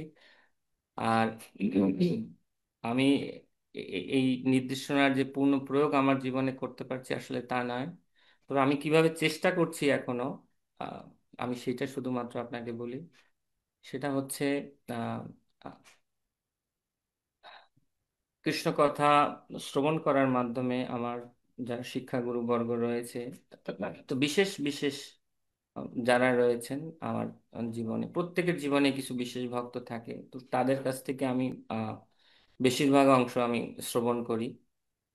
তো তাদের কাছ থেকে আমি যেভাবে, এবং তারা সবসময় চেষ্টা করেন যে যাতে করে 24 ঘন্টা কৃষ্ণ স্মরণ করা যায় সেইভাবে প্র্যাকটিস করার জন্য, এবং নিজের মনটা চলে গেলে বারবার সেখান থেকে ধরে নিয়ে আসি। এবং আমি যেটা অনুভব করি যে আমি যখনই আমার শ্রবণটাকে কমিয়ে দেই এবং আহ, মানে সেটা শাস্ত্র অধ্যয়নটাকে কমিয়ে দিই, তখনই আমার মনটা অধিক বিচলিত হয়ে যায়। কিন্তু যদি আমার এই শ্রবণটা যদি নিয়মিত করা হয়, যেমন মহাপ্রভু বলছেন যে শ্রবণ কীর্তন জলে করা সেচন, তো ভক্তিলতা এর দ্বারা বৃদ্ধি প্রাপ্ত হয়। তা আমি নিজের ক্ষেত্রে এটা দেখেছি যে যদি একদিন শ্রবণ না করি এবং একদিন যদি গ্রন্থ অধ্যয়ন না করি, তখনই মনটা চঞ্চলতার দিকে চলে যায়। তো শ্রবণ করলেই যে আমার মন একেবারে আম, পূর্ণরূপে ইয়া হয় এরকম নয়, কিন্তু শ্রবণ করলে কি হয় যে নিজের মানসিক দৃঢ়তা আসে। কারণ শ্রবণ না করলে যেটা হয়, মন চলে গেলেও আমি মনকে ছেড়ে দেই, ঠিক আছে যাও, একটু পরে তোমার ষোলমালা শেষ হবে তখন আবার দেখবো, হ্যাঁ ঠিক আছে ষোলমালা শেষ। কিন্তু যখন আমি শ্রবণ করি তখন মনটা চলে গেলেও মানসিক এই দৃঢ়তা আসে, শিগগিরই ধরে নিয়ে আসো, জীবন তো চলে গেল, জীবনের তো শেষ হয়ে গেল। আহ জীবন এখনই যদি মৃত্যু হয় তো কি অবস্থা হবে। কারণ আমরা যে যাই করি না কেন, ভগবান বাহ্যটা দেখে না, ভগবান সবসময় দর্শন করে যে আমার হৃদয়টা কোথায় আছে। ভগবান পাদপদ্মে যদি হৃদয়টা না থাকে, আমি তো এই জীবনে ভগবানের কাছে যেতে পারবো না, এবং আর একটা জীবনে আমি আদৌ সুযোগ পাবো কিনা তারও নিশ্চয়তা নেই। তো যদি এই ধরনের আহ ভয় আমাদের মধ্যে কাজ করে, কৃষ্ণকে হারানোর ভয়, মহাপ্রভুর এই স্বর্ণযুগকে হারানোর ভয়, শিল প্রভুপাদ এবং গুরুবর্গদের মতো এত কৃপাময় সময়ে হারানোর ভয় যদি হৃদয়ের মধ্যে কাজ করে, এবং যদি শ্রবণের শক্তিটা কাজ করে, আমার মনে হয় যে তখন এটা আমাদের উপর প্রয়োগ, মানে এটা আমাদের ফলপ্রসূ করতে পারে আমাদের জবকে আরো সুন্দরভাবে। কেননা মানে আমি যেটা দেখি যে একটা সময় আমি মনে মনে খুব মন কলা খেয়েছি, ও ইসকনের সাথে যুক্ত আছি, ও 4টা নিয়ম পালন করছি, কোনো মতে হয়ে যাচ্ছে, ইসকনে এই প্রোগ্রামে যাই সেই প্রোগ্রামে যাই, এটা করি ওটা করি, দৌড়াদৌড়ি হুড়াহুড়ি সবকিছু করছি, নিজের জব কিছু বাকি থাকলেও মনে করি ও ঠিক আছে পরে করে নেব, কোনো অসুবিধা নেই, প্রভুপাদের সংসারে তো কোনো মতে আছি। তো এরকম ভাবে এবং মনে মনে মন করলে খেতাম এটাই ভক্তি জীবন। কিন্তু একটা সময় আমি জানতে পারলাম যে আসলে এটা ভক্তি জীবন নয়। এটা ভক্তি জীবন, ভক্তি জীবন মানে হচ্ছে শুধু 4টা নিয়ম পালন নয়, 4টা নিয়ম পালন মানে হচ্ছে ভগবত ভক্তিতে হাঁটার জন্য আমার 4টা পা সোজা হয়ে দাঁড়ানো, এটা হচ্ছে 4টা নিয়ম পালন। এবং ভগবত ভক্তির পথে হাঁটা মানে হচ্ছে হরে কৃষ্ণ মহামন্ত্র জপ করা এবং ভগবত গীতার তাৎপর্যগুলো পড়া, শ্রীমদ্ ভাগবতমের তাৎপর্যগুলো পড়া, সে অনুযায়ী নিজের চলা, এটা হচ্ছে ভক্তি পথে হাঁটা। কিন্তু শুধুমাত্র 4টা নিয়ম পালন করলে যে আমি ভক্তি পথে এগোতে পারবো তা নয়। 4টা নিয়ম পালন মানে হচ্ছে সোজা হয়ে দাঁড়ালাম। তা মাতাজি আমি জাস্ট সংক্ষেপে বলি, এই হরিকথা শ্রবণ করা এবং শ্রবণ করার ফলে এই যে মানসিক দৃঢ়তাটা হয়, বারবার মন চলে গেল বারবার ধরে আনি। তো আমি শুনেছিলাম এরকম যে আমরা যদি এভাবে বারবার চলে গেল বারবার ধরে আনি, এটা দেখে কৃষ্ণ সন্তুষ্ট হন, আরে ছেলেটা দেখো বারবার মনটা চলে যাচ্ছে, অভ্যাসবশত আরো বারবার ধরে আনার চেষ্টা করছে, কত কষ্ট করছে, এইটা দেখে ভগবানের দয়া হবে আমার প্রতি এবং ভগবান আমাকে কৃপা আশীর্বাদ করবেন, তখন সত্যিকার অর্থে পূর্ণ মনোযোগ সহকারে আমি কৃষ্ণকে স্মরণ করতে পারবো। মাতাজি, হরে কৃষ্ণ। মাতা আশীর্বাদ করবেন আমি যেন পারি। থ্যাংক ইউ কান্তা মাতাজি। আমি আর কোনো হ্যান্ড রেজ দেখছি না, তো আমি সুচারু শ্যামপ্রভু আপনি কিছু বলবেন? ও, কান্তা মাতাজি হ্যাজ অ্যানাদার কোশ্চেন। আনমিউট করুন মাতাজি। কান্তা মাতাজি। প্রভুজি, নৈমিত্তিক ধর্ম স্বরূপ ধর্ম, তবে আমাদেরকে স্বরূপ ধর্মের প্রতিটাই বেশি গুরুত্ব দিতে হবে, তাই তো? কারণ স্বরূপ ধর্মে মানে আমরা কৃষ্ণের নিত্যদাস, কৃষ্ণ আমাদের প্রভু, তিনি আমাদের সাথে উনি নিত্য সম্পর্ক, সেই জন্য আমাদের মানে স্বরূপ ধর্মের প্রতি আমাদের বেশি গুরুত্ব আরোপ করতে হবে, সেই তো? হ্যাঁ মাতাজি, আমি এটা মিস করেছি, এটা বলা উচিত ছিল। যেহেতু নৈমিত্তিক ধর্ম প্রত্যেক জন্মে জন্মে পরিবর্তন হয়, তো অতএব এইটাকে গুরুত্ব না দিয়ে মেনটেন করতে হবে শুধুমাত্র। কিন্তু আসলে আমাদের জীবনের সঙ্গে যেটা সম্পর্কিত, যে সবচেয়ে বেশি গুরুত্ব দিতে হবে আমাদের নিত্য ধর্মকে। কেন? কৃষ্ণ ভজিবার তরে সংসারেতে আইনো, আমি এই সংসারে এসেছি শুধু কৃষ্ণ ভজন করার জন্য। অতএব নৈমিত্তিক ধর্মকে আমি মেনটেন করব, এবং নৈমিত্তিক ধর্মকেও আমি নিত্য ধর্মে বানিয়ে নিতে পারি। আমরা যেটা পূর্বে বলছিলাম, যেটাকে চৈতন্য মহাপ্রভু বলছেন, কৃষ্ণের সংসার করো ছাড়ি অনাচার। যখন কেউ কৃষ্ণের সংসার করে, তখন তার নৈমিত্তিক ধর্মটাও ঠিক নিত্য ধর্মেরই অঙ্গরূপে পরিগণিত হয়। যেটা ভক্তিবিনোদ ঠাকুর বর্ণনা দিয়েছেন, যে তোমার সংসারে মুই বিষয় প্রহরী। তিনি বিষয়কে রক্ষণাবেক্ষণ করছেন কৃষ্ণের সম্পদ সম্পত্তি ভেবে, এবং সেইভাবে তিনি তার অনেক পুত্র অনেক কন্যা ছিল, তাদেরকেও তিনি কৃষ্ণ ভক্তিময় করে তুলেছিলেন। তো এটা একটা চমৎকার উদাহরণ। হরে কৃষ্ণ মাতা।